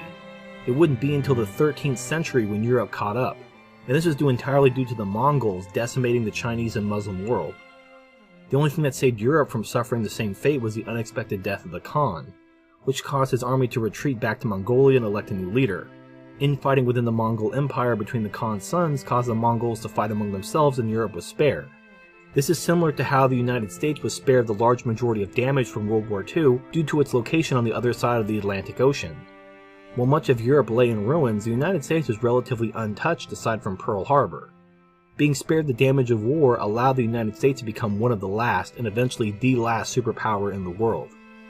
So when considering the collapse of the United States, or the West in general, keep in mind that although we are all interconnected to some extent, it's not a "if I go down, I'm taking you all with me" kind of thing. If the West falls, the East will rise. And when the East falls, the West will rise. With the internet and modern travel and communications, it's never been easier to protect yourself and your assets from a collapse. Now, I'm not saying this is a foolproof plan. A country could take a hard political turn, nationalize the companies you own, and seize your overseas assets. There are no guarantees in life, but it never hurts to have a few backup plans, so that no matter what happens, you have the best possible chance to thrive. So that's it for this lesson. If you have any questions, comments, or concerns, let me know in the comments section. Thank you for watching, and I'll see you next time. Welcome back to Monkeynomics. For any new students just joining us, this is an ongoing series to teach you what I know about finances and investments, and they're meant to be viewed in order. In our last lesson, we learned about asset diversification, and only touched briefly on stocks. But now we will be getting a lot deeper into stocks because they will make up the majority of your diversified portfolio, particularly if you're decades from retirement. So I'm going to focus on 3 issues: market cycles, emotional investing, and risk tolerance. The primary reason people lose money in stocks is because they don't understand it. Ignorance breeds emotional investing, and people blindly gamble and lose all their money, and then they blame the stock market instead of themselves. So let's start with market cycles. A lot of people understand that markets rise and fall, but that doesn't really help us much. What does help us is to understand how different industries benefit from each phase of the cycle. You can make money in any economy because people always need stuff, and those companies may become more valuable during a particular cycle. Or at the very least, they'll maintain their value and won't lose as much money as other industries. For example, the 3 industries that benefit during a quote-unquote bear economy, also known as a recession, are utilities, which include electrical and water providers, consumer staples, which are basic things like affordable food, clothes, etc., and healthcare, which is self-explanatory. This makes sense because even when the economy is bad, people need electricity, people need food, and people need medicine.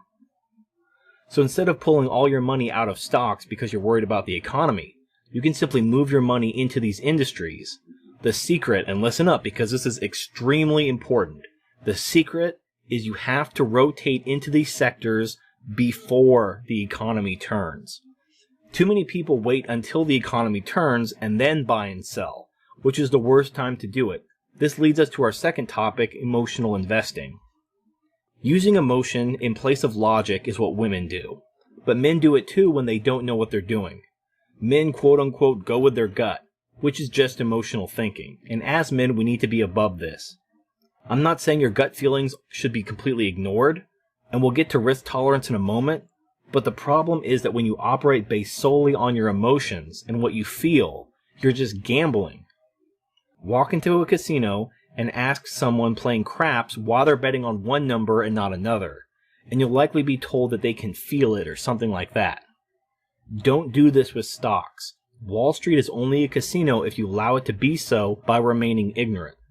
Don't use emotional thinking for your investments. So here's how the emotional investor loses all of his money and why it's their fault. It begins with the bull market.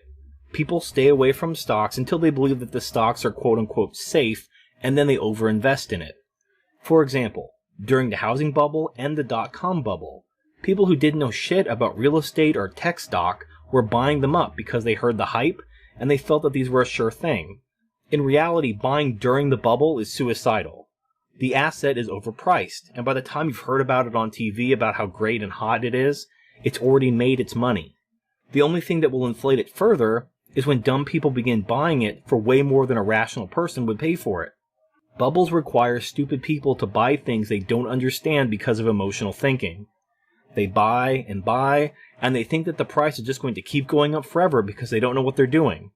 So everything's going great, but eventually the stupid people either come to their senses or they run out of money, and then the bubble pops.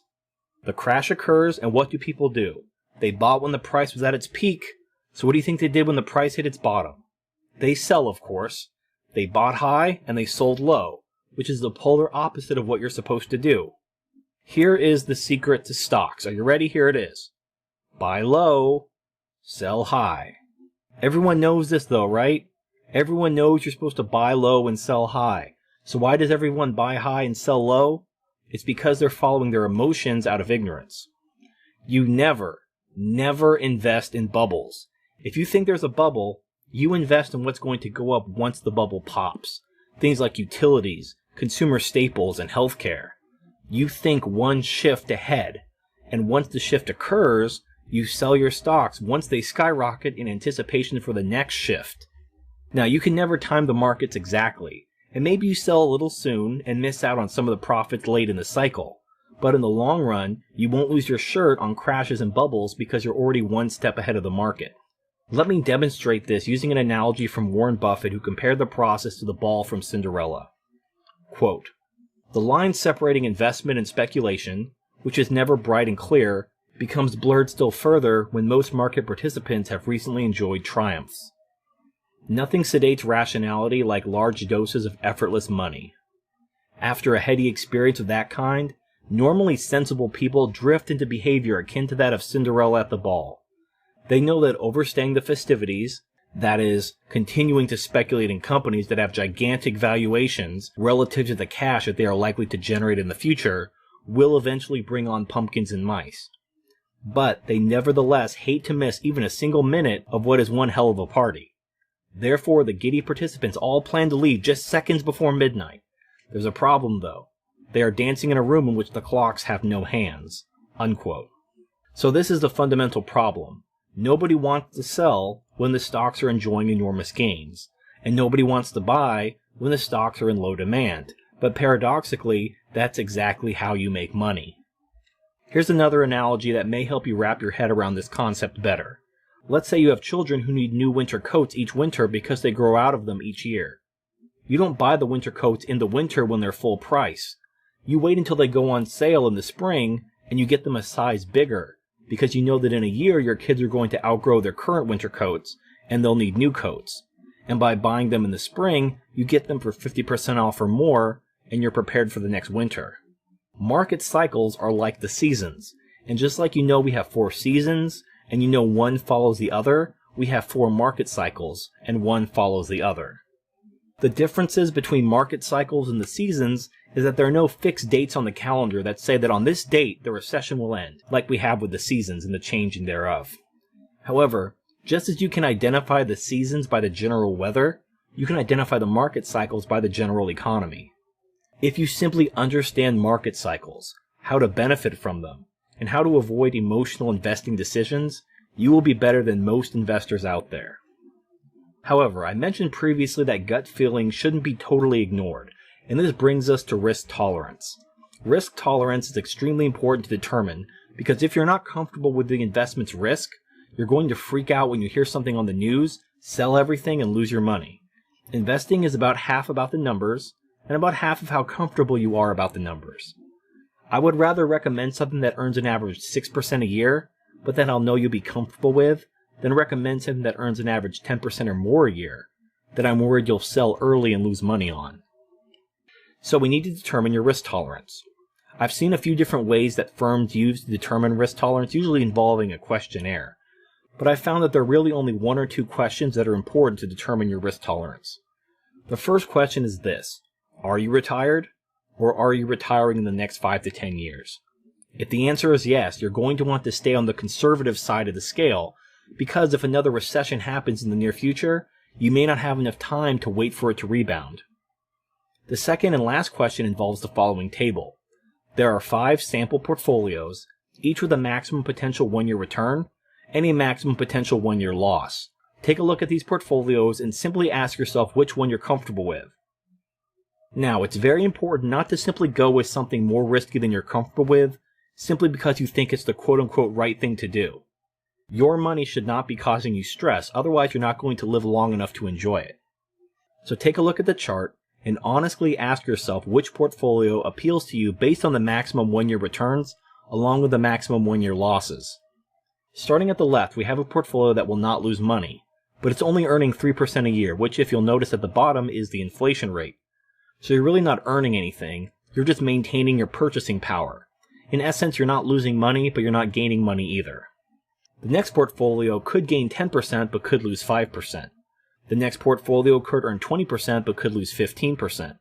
The next portfolio could gain 25% but could lose 20%. And the last portfolio could gain 35% in a single year, but could also lose 30% during the same year. Now, none of these portfolios necessarily represent anything in particular. I just want you to think about which portfolio you would be the most comfortable with based solely on the information contained on the graph. Have you got it? If you need more time, just pause the video now until you've come to a conclusion, because otherwise we're going to move on without you. Alright, so based on what your choice was, here is what I would rate your risk tolerance at. Now remember our first question regarding whether you're retired or about to retire. If you are retired, but you chose something on the right side more along the aggressive portfolio, you're not being realistic. If you were living on your assets in retirement and you lost 30% in a single year, you would have a heart attack. So reevaluate both sides of the portfolio, not just the potential returns. Once you've identified your risk tolerance, there are several models that will help you identify what percentage of your portfolio should be made up of which asset classes we previously talked about. This is just a starting place to build from and shouldn't be taken literally. Also, whether you buy individual company stock, use ETFs, or use mutual funds, and which company you go with will all make a huge difference. However, these models are useful as a starting place to build from, and we'll get more into that next week. So that's it for this lesson. Please like, favorite, comment, and subscribe. Share this video with anyone you think it might help. Thank you for watching, and I'll see you next time. Welcome back to Monkeynomics. I've received a lot of positive responses from my last video from people who are beginning to understand finance and investments, but they don't know how to get started. So that's what we're going to cover today, so let's get started. The first place you should look to get started in investments is through your employer's 401k plan, especially if there's an employer match. We've covered this in a previous lesson about retirement planning. However, if this option has already been exhausted or isn't available, you'll have to do it on your own. So we have an important question to ask, and that is how much work you are personally willing to do to manage your investments. A lot of people go the do-it-yourself route in order to minimize their fees and avoid paying an advisor, but they don't have the time to manage their investments themselves, so they just let it sit in something simple, or otherwise ignore them, and lose a lot of potential or actual money that would have made paying someone else to manage your investments worth the cost. If you personally enjoy watching or listening to shows about stocks and investments, if you buy books or magazines about stocks and you like to stay informed about things going on in the market with the news and various websites, and you think about investments almost like a hobby, then you are a great example of someone who could benefit from the do-it-yourself approach and save yourself a lot of money on fees. However, the average person doesn't fit that category. The average person isn't knowledgeable and passionate enough to achieve comparable results with someone who knows what they're doing. They will save money on fees, but they'll probably get much lower returns or even lose money at the same time because they don't know what they're doing. Now, I hope that through these videos I will teach you enough information to get you started, but the problem is that a portfolio isn't something that you should set up and forget about for 30 years and then check on right before retirement. You should reevaluate your portfolio at a bare minimum of once a year, although I recommend at least every 6 months. Think of your portfolio like a car. Just like your car needs regular oil changes and maintenance, so does your portfolio. Some drivers do nothing but put gas in their car, and they ignore all the other fluids, belts, spark plugs, and other parts of the car that need to be checked and occasionally changed. This is like having a portfolio, and all you do is contribute to it regularly, but you don't review it or make any adjustments to it. Now, most car maintenance isn't that hard. You can look up videos on YouTube if you want to change your own oil, replace your own car battery, charge your own air conditioner, etc. You can save a lot of money by doing some of these maintenance operations yourself, but a lot of people find that they would rather take their car to a professional garage to have their car worked on, even if it costs them extra money. Again, the question you have to ask yourself is how much time you're willing to spend to manage your own portfolio. If you want to save money and you're willing to put in the work, doing it yourself may be for you. However, if you'd rather just have someone else take care of these services for you, be aware that nobody works for free and you'll have to pay for these services. If you've decided that the do-it-yourself route is for you, you can set up an account on one of several online brokers. They charge flat fees for trades but don't offer any advice, so you're on your own. If you're comfortable managing your own portfolio, this is the cheapest option because there are no additional management or advisor fees. If you'd like professional help with the management, advisory, or both, you have 3 options, and I'll go into the pros and cons of each. The first are commission-only advisors and managers. These are the most common kinds of advisors and can be found at your local bank, and they're ideal for people who are just getting started and don't have $100,000 or more in investable assets. So here's how it works. The commission-only advisor will help create a portfolio for you, and they are paid from a sales charge incurred when the money is invested, also known as a load. There are different kinds of loads. Some are paid up front, some are paid annually, and some are paid down the road. They usually are a percentage that starts out at around 4 to 5% and goes down the more you invest, which are known as breakpoints. That was a lot of information, so let me demonstrate this with an example. Let's say that you want to invest $45,000 in a mutual fund. You decide to buy what's known as an A share because you pay the sales charge up front and get it out of the way. Your advisor tells you that your sales charge will be 4.5% of the $45,000 or $2,025, meaning that $42,975 will be invested and $2,025 will be taken out to pay for the advisor. However, there's a $50,000 breakpoint, meaning that if you invest an additional $5,000, the sales charge goes from 4.5 to 3.5. The advisor doesn't keep most of the sales charge anyway, usually only 25 to 50%. The rest goes to the broker as a whole, usually the employer or the firm. The advantage of commission-only advisors is that they will help anyone. They have very low minimums and they're very easy to get a hold of. They most often operate through the phone, and when you open an account, you'll usually be given a phone number to call to place trades and perform any services to your account. One of the disadvantages of commission-only advisors are that they often stop caring about you once they've been paid. They will be very helpful when you're setting up your account because they're going to get that big upfront commission. But once you invest and they've been paid, they disappear unless you're going to buy something. Another disadvantage is that there is a huge risk of the advisor making recommendations based on the commissions and not what's in your best interest. For example, mutual funds pay commissions of about 5% or less, while annuities and other insurance products pay much higher commissions, often 7% or sometimes more than 10%. This practice is discouraged publicly, but advisors are under a lot of pressure to make sales quotas, and the reality is how an advisor is paid will have a very strong influence over the quality of their advice. One way to mitigate the risk of advisors making recommendations based on commission rather than your interest is to pay fees directly to the advisor. This is the difference between a commission-only and a commission-based advisor. The commission-only advisor is paid only by commissions, while a commission-based advisor is paid by commissions but also charges fees for his time, usually $100 an hour or so. This sounds like a terrible deal, but when you get your car fixed, you pay labor costs of about $100 an hour too. These fees serve two purposes. They put less pressure on the advisor to sell things or recommend things based on commission because you're paying them directly, so they are losing less money even if they recommend something with a lower commission. The other purpose is that it creates an incentive for the advisor to meet with you for reviews even if there is little to no sales potential. They will still make a few $100s, so you won't be forgotten after the initial sale as you may be with a commission-only advisor. Commission-based advisors are also known as fee-based advisors. They're exactly the same thing. Whether they're called commission-based or fee-based, it simply means they're paid via a combination of fees and commissions. The third kind of advisor is known as the fee-only advisor. These advisors don't get commissions at all and are only paid by you. This means that there is no conflict of interest because you're the only one paying them. The biggest advantage is that fee-only advisors will be the most attentive to your needs, and have no incentive to do anything other than to make recommendations that benefit you, as they get paid an hourly or flat fee regardless of their recommendations. They are almost like doctors, they get paid directly regardless of what medication or remedy they prescribe. Imagine if your doctor didn't get paid at all if they didn't diagnose you with something and write you a prescription. If you just came in with the common cold, the doctor would have an incentive to give you an expensive placebo in order to make sure they were compensated for their time. That sounds insane for doctors, but that's how we treat advisors outside of fee-only advisors. However, there are disadvantages to fee-only advisors. They have the highest minimum balance requirements. They generally won't accept your business if you don't have at least $100,000 to invest or so. So if you're just starting out, you'll have to go elsewhere. Another disadvantage is that because they aren't making money on commissions, they utilize index funds and discourage active management. They do this because it allows them to have high service fees while keeping the total fees of the client competitive.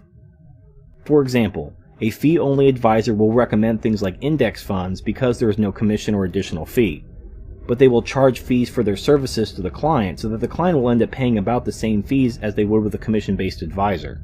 but is being pushed into index funds instead of potentially better vehicles that may assess a fee or commission in order to keep the total fees competitive.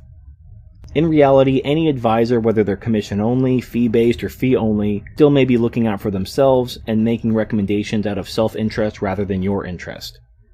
Having a fee-only advisor eliminates most potential conflicts of interest, but that doesn't mean there aren't outstanding commission-only advisors that genuinely care about their clients and do what's in their interest. There are good people, and there are corrupt assholes everywhere. So before we end for the week, let me briefly explain why I hate index funds. If you've done any research, you've probably found numerous articles saying how bad actively managed funds do in comparison to index funds, and how 70% or so of actively managed funds don't outperform the index over a 5 or 10 year period depending on the source. Let me tell you why that's bullshit. In our last lesson about market cycles, we learned that the economy changes like the seasons, and that different companies become more or less profitable based on the current cycle. An index fund mirrors a market index like the S&P 500 index, which is simply an index of the 500 largest companies based on sector. It's almost entirely made up of large cap companies. Now, as a quick callback to market cycles, small cap companies grow faster during bull markets, but lose more money during bear markets. Meanwhile, large cap companies don't grow as fast during bull markets, but lose less money during bear markets. When you're investing in volatile assets like small cap stock, high yield bonds, emerging markets, etc., you need active management, period. The assets are too volatile for a passive approach, but you lose a lot of money during the bear markets, which happen about every 10 years or so. This is why the proponents of index funds say that the actively managed funds underperform the index over longer periods, because they are calculating it based on people leaving their money in the fund during the wrong market cycle. Remember, it's all about buying low and selling high. During the bear market, when the economy is bad, large cap stock are going to rise while small cap and other volatile stocks are going to fall. So what you do is you sell the large cap when the price is high, and you buy the small cap when the price is low. When the economy turns and we enter the bull market, your small cap stocks will soar, while your large cap stocks will lose value. When that happens, you sell your small cap when the price is high, and you buy the large cap when the price is low. Lather, rinse, repeat until you're rich. It's not even that complicated, but it does require active involvement with your portfolio. Again, you can never time the markets exactly, just like we can't accurately predict the weather 100% of the time. But we can all recognize the seasons. We know what winter, spring, summer, and fall feel like, even if we don't know what the temperature is going to be tomorrow. The reason I hate index funds is that indexes are not based on a particular asset, but are chosen to be a leading economic indicator. Instead of an S&P 500 index fund, get a large cap value fund or a large cap growth fund. The latter two contain stocks based on individual company research. Index funds just buy whatever stock is included in the index.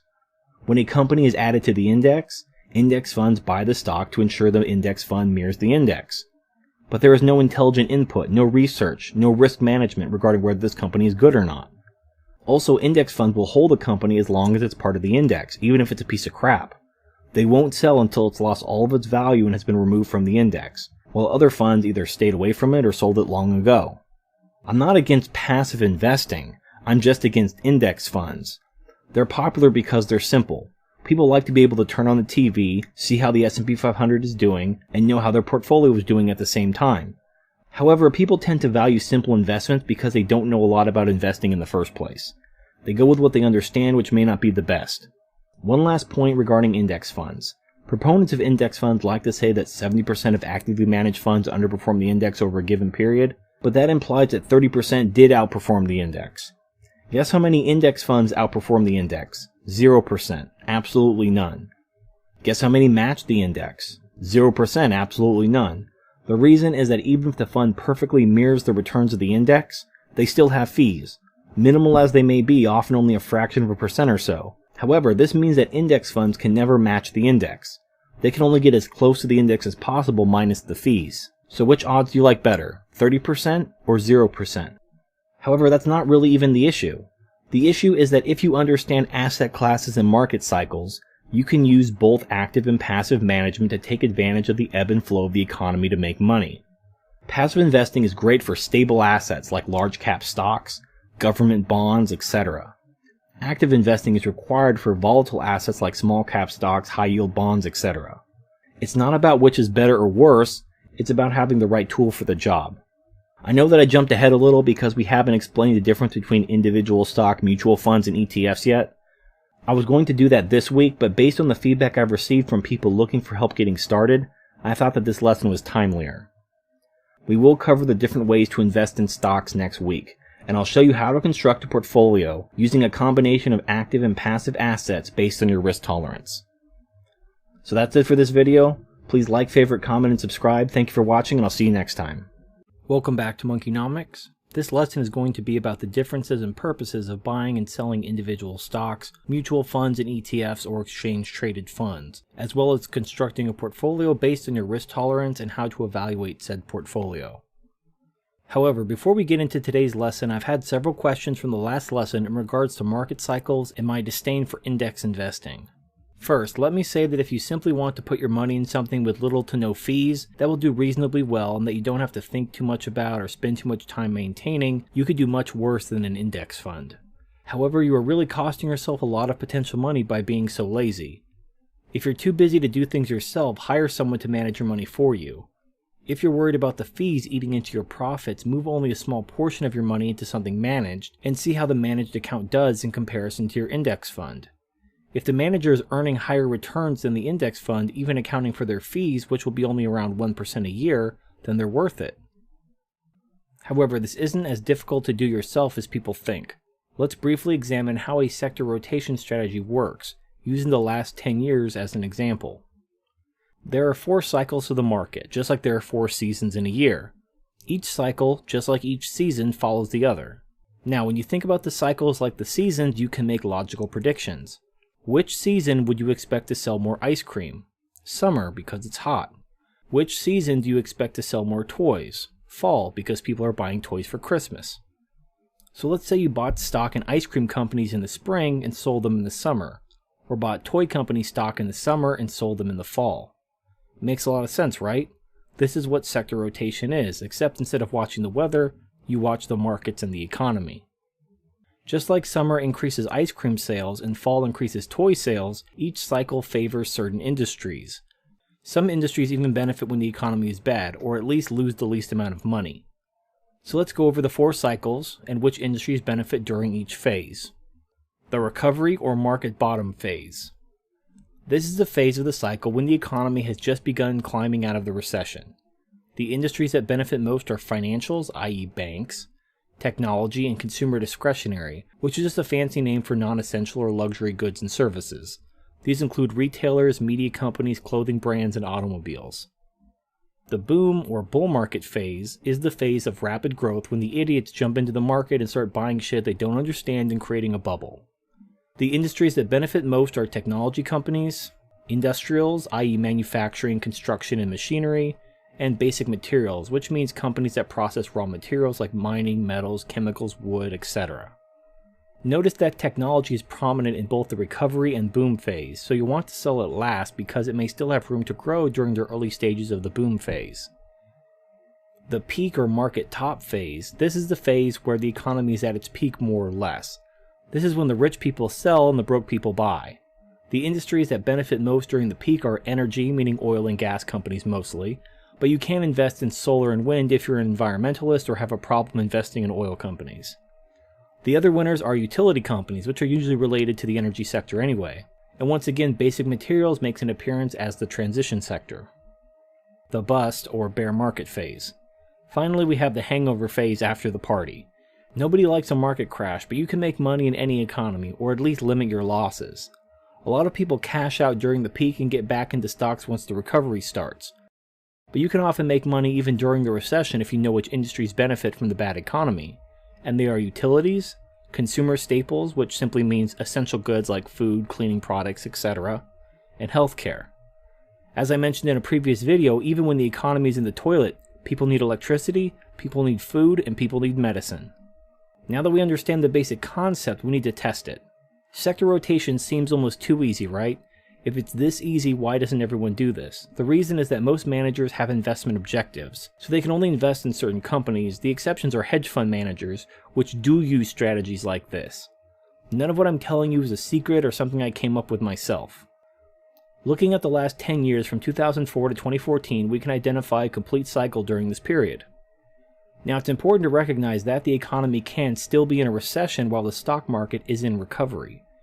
Technically, the stock market was in a recession from 2008 to 2012, because 2012 was when the market fully recovered, but you can't judge a market cycle based on the overall recession. When the market begins going up, you're now in a bull market.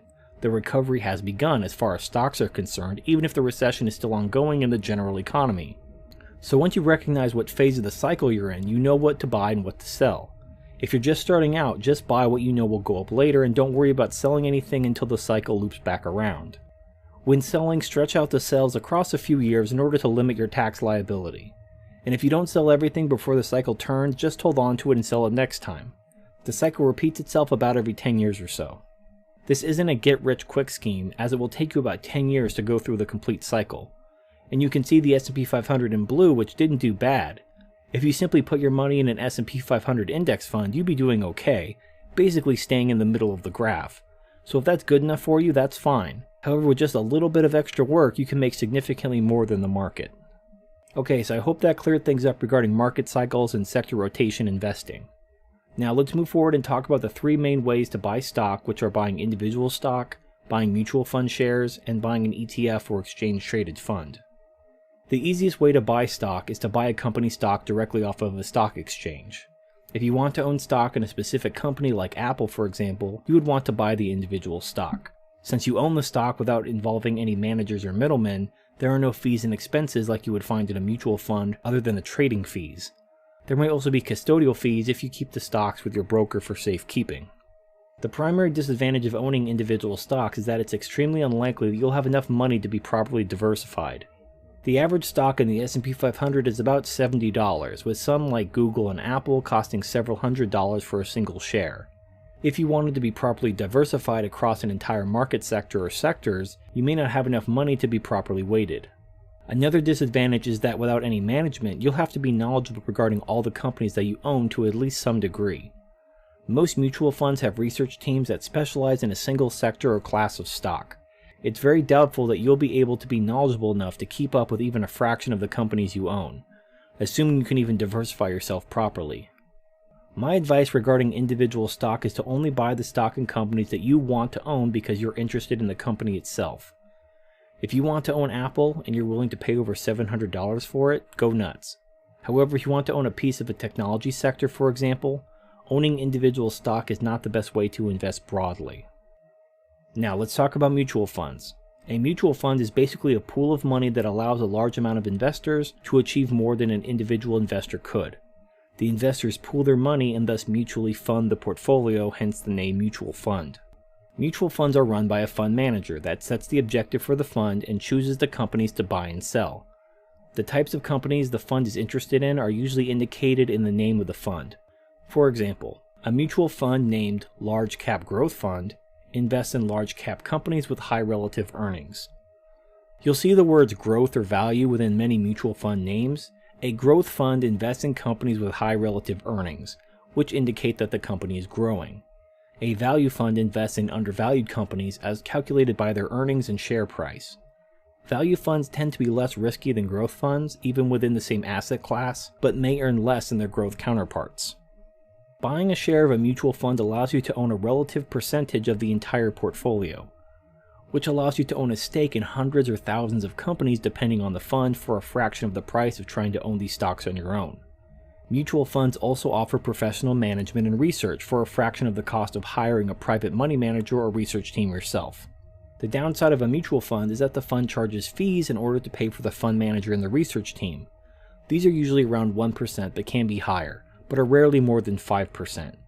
Generally, the more volatile the asset, the more research required, the higher the fees, which are known as the fund's expense ratio. However, remember during our previous lesson I mentioned that if the asset was stable, you could take a passive approach, which is represented by a lower expense ratio. An index fund is an example of a mutual fund, and because the assets are very stable and can be managed by a computer and not a human being requiring a research team, and this is why index funds have extremely low expense ratios. An alternative to a mutual fund that provides the same diversification benefits without the management expenses are exchange-traded funds or ETFs. These are baskets of stocks that are sold as a single stock, like a mutual fund share, But unlike a mutual fund share, they can be purchased on an exchange rather than purchased and redeemed with the mutual fund company directly. Because they are bought and sold like any other stock, you can sell them short, you can buy them on margin, and there are no minimum purchase requirements. Another advantage of ETFs over mutual funds is that there are no managers, so the expense ratios are even lower than comparable index funds. ETFs work best for passive assets like large cap or stable sectors that don't require active management. Mutual funds work best for volatile assets that require research and management, but be aware that these funds will have higher expense ratios, and those fees will come out of your returns. The final goal is to create a portfolio based on your risk tolerance. There is a relationship between risk and reward, so if you want to lower your risk, you must also lower your expected returns. Once the portfolio is constructed, you want to pay attention to the 10-year average return and the beta. The 10-year average gives you the return averaged across the last 10 years. Let's say your 10-year average is 10%. That doesn't mean the portfolio earned 10% every year. It could have made 5% one year, lost 5% another year, and made 20% the third year. However, when all returns are totaled and divided by 10, the average return is 10%. So understand that due to volatility, the returns may be higher or lower than the average in a given year. The beta is a measurement of risk or volatility. Without getting too technical, it measures the volatility in comparison to the market as a whole. I'll include a link to an Investopedia article if you want to get deeper into what beta is, but it's not hard to understand in practice. A portfolio with a beta of 1 is as volatile as the market as a whole, and will essentially move with the market. A beta of less than 1 means that the portfolio is less volatile than the market. A beta of more than 1 means that the portfolio is more volatile than the market. Here is a general rule of thumb regarding 10-year averages and beta.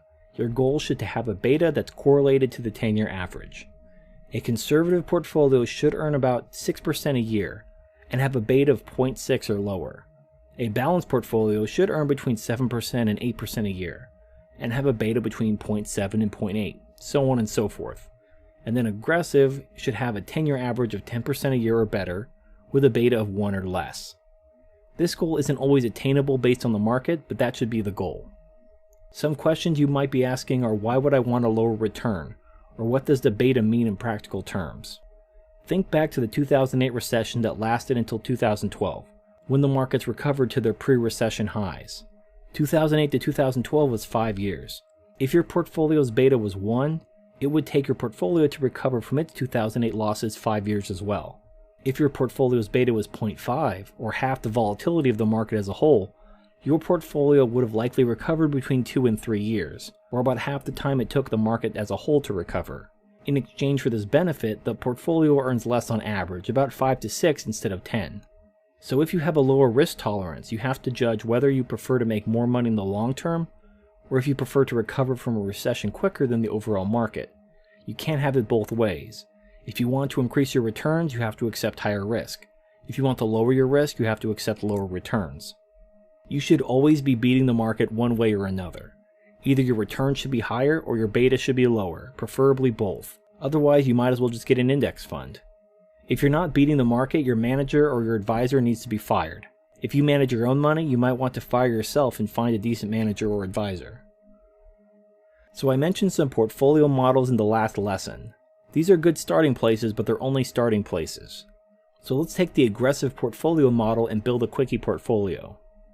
The aggressive model consists of 50% large cap stock, 25% international stock, 20% small cap stock, and 5% in cash. Large cap is a stable asset, and since it's the majority of our portfolio, let's create an ETF portfolio. This will keep our expenses low. International stock is more volatile, especially with small companies. You could go with an ETF or a mutual fund. There are also ETFs for individual countries or regions, but for simplicity, let's use a generic international stock ETF. Small cap is generally too volatile for an ETF in my opinion, but since we've been using ETFs for the other assets and this is just a quickie portfolio, let's use a small cap ETF as well, just to keep our fees and expenses down to a minimum. Let's also roll that 5% in cash into the small cap, increasing it to 25%. So we're only dealing with 3 assets. Okay, so I'm going to show you how to do these calculations for free using Google Finance. I prefer Morningstar, but it costs a lot of money to have access to their tools. So I'll show you how to do it manually. If you want more advanced tools, you'll just have to pay for them yourself. So I created this graphic using 3 ETFs taken from Google Finance. I redacted the company name and ticker symbols because I don't want to be seen as recommending any particular investment company. You can see the beta directly on the entry itself, and you can calculate the 10-year average by clicking the 10-year zoom button and dividing the return by 10. Since our portfolio is 50% large cap, we must double both the beta and the 10-year average returns for that asset. Add up the betas, divide by 4, and you have the portfolio beta based on our simple allocation of 50% large cap, 25% international, and 25% small cap. We do the same with the 10-year averages by adding up the averages, dividing by 4, which gives us the weighted average 10-year return for the portfolio. The beta for the portfolio is 1.1025, which indicates that the portfolio is more volatile than the overall market. The 10-year average for this portfolio is 8.63125, which is lower than we would expect from a portfolio with this risk. However, when we look at the S&P 500 index, the 10-year average is 7.879, and the beta is 1 because it is the market. Our example ETF portfolio is earning 9.55 above the market, but the beta is 10.25 higher than the market. So our portfolio isn't as bad as we initially thought, but it still needs a little tweaking. We could change the percentages so that we weight the ETF assets with a lower beta or a higher average return or both, so that both the average return and the beta are positive compared to the market. Again, the goal is to outperform the market and ideally have a lower beta as well. So here's an example of a portfolio I made in Morningstar. It's a bit more complicated than our earlier one, and as you can see it has 7 asset classes including real estate and sector rotation. You can actually invest in real estate through mutual funds that invest in REITs, which I went over in a previous lesson about asset diversification. The sector rotation slice involves what I've been talking about for a while, buying sectors when they're low and selling them when they're high. Anyway, as you can see, the 10-year average for this portfolio is 9.59, compared to the S&P 500 at 7.61, which is a little lower from the 7.879 from before, because this portfolio is a few months old and the market data is from earlier this year. Anyway, notice that the beta is 0.98, which is lower than 1, so we're beating the market by 26%, with a 2% lower beta like a cherry on top of our cake of money. That's essentially how you construct and monitor a portfolio. You start with a model, tweak it to meet your needs, be conscious of the 10-year average and the beta, and check on it about every 6 months or so.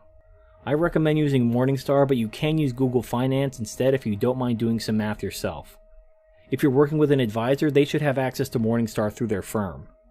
Whenever an advisor presents you with investment recommendations, ask to see the Morningstar report, just like you would ask to see the Carfax when buying a used car. You need to ask for the Morningstar report so you can see the averages compared to the index as well as the beta. If the advisor says they don't have Morningstar, doesn't know how to use Morningstar, or tell you that you don't need to see the Morningstar report, walk straight out the door and never go back there again, because you're either dealing with an amateur or a crook. Don't be afraid to walk away from an advisor. There are good advisors out there that would appreciate your business, so don't waste your time with the bad ones. I've had some guys in the comment section who are advisors comment on some of my past videos, and if you're a MGTOW financial advisor, go ahead and post your contact information. I won't delete your post as spam. Anyway, that's it for this lesson. I brushed over a lot of topics, so if you'd like me to elaborate on a specific topic, let me know what your questions are in the comment section. Thank you for watching, and I'll see you next time. Welcome back to Monkeynomics. In our last lesson, we talked about how to create a portfolio based only on stocks, which is very aggressive. In this lesson, we're going to talk about how to incorporate bonds into your portfolio in order to lower your volatility. I've already touched on bonds in our previous lesson about asset diversification. If you haven't seen it, check it out now by clicking on the card icon. Bonds are what are known as debt or fixed income instruments. Unlike stocks, bonds don't represent ownership of a company, but a debt that the company or government owes you as the bondholder. Unlike stocks, bonds eventually come to term and are paid off. You can't hold them indefinitely, and while the market value of a bond fluctuates, the actual interest paid by the bond never does, even if you sell it to another investor. Okay, I probably confused you, so let's back up. Bonds are usually issued in $1,000 increments. In essence, the company or government is borrowing $1,000 from you for the term of the bond. When the bond is issued, it has an interest rate attached to it known as a coupon rate. It's called a coupon rate because back in the day, a bond had little punch-out tickets that you had to physically redeem to collect your interest. Anyway, the coupon rate does not change. If the bond pays 10% as its coupon rate and the bond is $1,000, it will pay $100 every 6 months, until the bond matures, at which point the investor will get his last $100 payment along with his original $1,000. Okay, that seems simple enough, right? However, bonds can be bought and sold on the secondary market between investors. The inventory of bonds available is based entirely on what investors are selling. It's basically like eBay. So if you're buying a bond in the secondary market, it can cost more or less than the original value of the bond. The original price, which again is usually $1,000, is known as par value. However, depending on what interest rates are in the market, bonds could be selling at a discount or a premium. Remember that bonds pay a fixed rate of interest for their term. So if current interest rates are low and the bond is paying higher interest rates in the market, then the bond becomes more valuable and is sold at a premium. If the bond is paying less interest in the market, then the bond becomes less valuable and is sold at a discount. If you buy a bond in the secondary market, you will receive interest every 6 months just like the original owner did, and you can sell the bond down the road to another investor at a premium or a discount based on how interest rates change, or just hold on to it until the bond matures. Note that if you bought the bond at a premium and you paid more than $1,000 for it, you will still only get the original $1,000 back at maturity. When looking at bonds in the secondary market, you don't want to focus too much on the coupon rate, because if the bond is selling at a premium or discount, it's not accurate. If you buy a $1,000 bond for $1,500 at a premium, and the coupon rate is 10%, you'll still only get $100, which is less than 7% of what you paid. So instead of focusing on the coupon rate, you need to look at what's known as the yield to maturity rate, which is the actual calculated interest rate you would receive if you bought the bond at its current value. If the bond is selling at a premium, the yield to maturity will be lower than the coupon rate. If the bond is selling at a discount, the yield to maturity will be higher than the coupon rate. I know this all sounds confusing, but in practice, it's not all that difficult to understand once you get what the industry jargon means. So why would you want to buy a bond in the first place? Bonds provide predictable interest, as they are debt instruments. Let's compare this to stocks to help you understand the differences.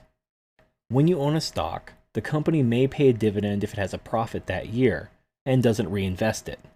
Those dividends aren't guaranteed though. With bonds, the company will pay interest just like you would pay your mortgage or car note. Even if the company doesn't turn a profit that year and doesn't pay a dividend, they will want to make sure they pay their bonds on time. If they don't pay their bonds on time, it affects their bond rating, which is basically like a credit score for companies and governments. If your bond rating is low, people don't want to lend you money unless you're going to pay them more interest than normal, exactly how a credit score works. Just as a high credit score allows you to get a lower interest rate on loans, a high bond rating allows companies and governments to offer lower rates on their bonds, which saves them money. Generally, if you buy a bond that are considered quote investment grade, you'll be fine. If you buy bonds that are considered high yield or junk bonds, you're playing with fire. These companies may or may not pay you back. However, just because a company isn't considered investment grade doesn't mean they're pieces of crap. Just like some people can fall in hard times but still be good people and try their hardest to turn their lives around, companies can go through the same kind of process. Knowing which companies in the high yield or junk bond category to invest in and which to avoid requires a lot of research and time. I personally recommend just using the services of a mutual fund for that sort of thing, and let the research teams do all that hard work for you. Since I brought up the subject, you can buy shares in mutual funds that invest in bonds rather than buy the bonds directly. The rate the mutual fund will pay will be the average of all the bonds the fund owns, as opposed to a single bond. So the next question is when to go with a mutual fund or ETF for bonds, and when to go with the bonds directly. That depends on two things, the purpose of the bonds and the current interest rate. When rates are low, bonds suck. Newly issued bonds are going to pay the market rate, and bonds on the secondary market are going to be trading at steep premiums. However, you should buy a bond directly if you can answer yes to both of the following questions. 1. Are you preparing for retirement within the next 5 to 10 years? And 2. Are you going to hold this bond until maturity? Bonds are a lot less volatile than stocks. So as you get closer to retirement, you're going to want to get mostly out of stocks because you do not want a recession to start the day before you retire, and watch your money tank just as you're about to start living off of it. If the market is good, meaning stocks are up and bonds are down, and you're retiring within 5 to 10 years, it's time to get off of the roller coaster of stocks and onto the lazy river of bonds. Also, if you're retiring, you're going to want to get a bond with a high yield to maturity if you're shopping in the secondary market, or a high coupon rate if you're shopping in the primary market, and you're going to want to hold it. The bond will pay predictable interest for the entire term of the bond, and it will provide you peace of mind you're going to want as you enter retirement. You don't want to put everything into a single bond, but you're going to want to put about half of your bond investments in actual bonds and not bond mutual funds or ETFs. If you're preparing for retirement and you have the option, Go for newly issued bonds over bonds in the secondary market. Since you're going to just hold them, you don't have to worry about paying a premium because they will always be sold at par in the primary market. There is only one thing you have to be aware of with newly issued bonds, and that is the call date if the bond is callable. If it is, you'll have a month and date listed on the bond as the call date. If a bond is callable, it means that the issuer can cancel the bond and give you your money back at that date if rates are favorable to the issuer. Think of it like refinancing your mortgage when rates go down. Let's say you get a mortgage and your rates are 5%, and suddenly rates drop to 3% and you refinance. When you refinance a loan, you cancel the old loan and start a new one. When a bond is called, it is canceled and a new bond is issued at the lower market rate. Now, unlike a consumer loan, the bonds can only be called during the month and year listed on the bond as a call date. This is their only window. If companies could just call their bonds whenever, nobody would buy them. But the callable feature allows companies to issue long-term bonds and have an escape hatch if rates dramatically change to their favor within the first few years of the bond. Once the call date lapses, if the bond isn't called, that's it. The bond will be in full effect for the remainder of the term, assuming that the bond doesn't have multiple call dates occurring every few years, which is uncommon but not rare, especially with municipal bonds. Since the callable feature is a benefit to the issuer, callable bonds pay higher interest than normal bonds to make up for it. There are also some bonds that have additional features that benefit the investor rather than the issuer, such as convertible bonds. These are bonds that can be converted into stock. Since these bonds provide a benefit to the investor, they pay lower interest as a benefit to the issuer. So now that we're all experts on bonds, why would you want to own a mutual fund or ETF instead of just owning the bond itself? The reason is that bonds mature, and if the bond matures prior to your retirement, it's not really doing much for you. You don't need the money now, so you should be working and living off of your normal income while your stocks grow and make you money. However, you may want to have some portion of your portfolio in bonds, even if you're not close to retirement, if your risk tolerance is lower than aggressive. This will offset some of your stock risks, lower your portfolio's beta, and give you more predictable growth year over year. The cost is you are very likely to have lower overall growth over the long term, but investing is half about the numbers and half about how you feel about the numbers. I would rather you be in a portfolio incorporating bonds that earn 6% instead of 10% and know that you'll be comfortable with it than have you in a portfolio earning 10% but the swings are causing you panic attacks and you end up selling early and losing money. Again, if you're just incorporating bonds to lower your portfolio's risk, I recommend using a bond mutual fund or ETF as opposed to shopping for bonds directly. Let the managers do all the hunting for you and help you avoid having to worry about staying up to date with interest rates, call dates, and all that stuff. If you remember our last lesson, we were using the 10-year average and the beta to fine-tune our portfolios. Incorporating bonds drastically lowers beta because bonds are steady and predictable, and beta is a measure of volatility. On the other hand, bonds will appreciate or depreciate in the opposite direction of stocks. When stocks go up, bonds go down, and when stocks go down, bonds go up. This is because the government raises or lowers the interest rate based on the economy. Generally, when stocks fall, it's because we're in a recession, and the government will lower interest rates in response, which raises the value of bonds. Conversely, when stocks are doing well, it's usually a sign of an improved economy, and the government will usually raise interest rates because if they don't, there's going to be inflation. When the government raises interest rates, the value of bonds goes down. Now currently we're in an interesting period where the government is allowing the rate to remain low to encourage inflation. But when inflation begins to get out of hand, they're going to raise interest rates again. If you're concerned about inflationary risk, the best hedges are stocks and commodities, including precious metals. Essentially, stocks are where you make your money, while bonds hedge your portfolio from stock losses because they move in the opposite direction and pay consistent interest.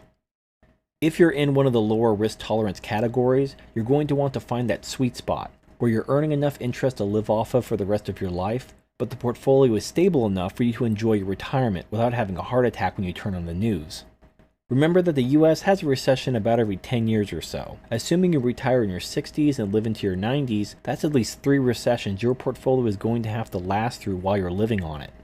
And that's why bonds are very important to your portfolio as you enter retirement, or simply if being too aggressive in stocks isn't for you. So that's it for this lesson, and at this point, I think I've given all the basics and given you the tools to get started. I have had some questions regarding other assets like real estate, so I may do additional videos on specific requested topics in the future, but my primary goal with this series was to give you some basic financial and investment literacy, help you understand the different assets and their functions, and give you some simple tools to design a portfolio and track its progress. Just remember that there are no guarantees in life, especially with investments. I can't promise you that you'll be rich if you listen to me, as out of all the methods to become rich, some amount of luck is required. However, there are countless ways to become poor, and if I've done nothing else, I hope that I've given you some tools that will help you not be poor.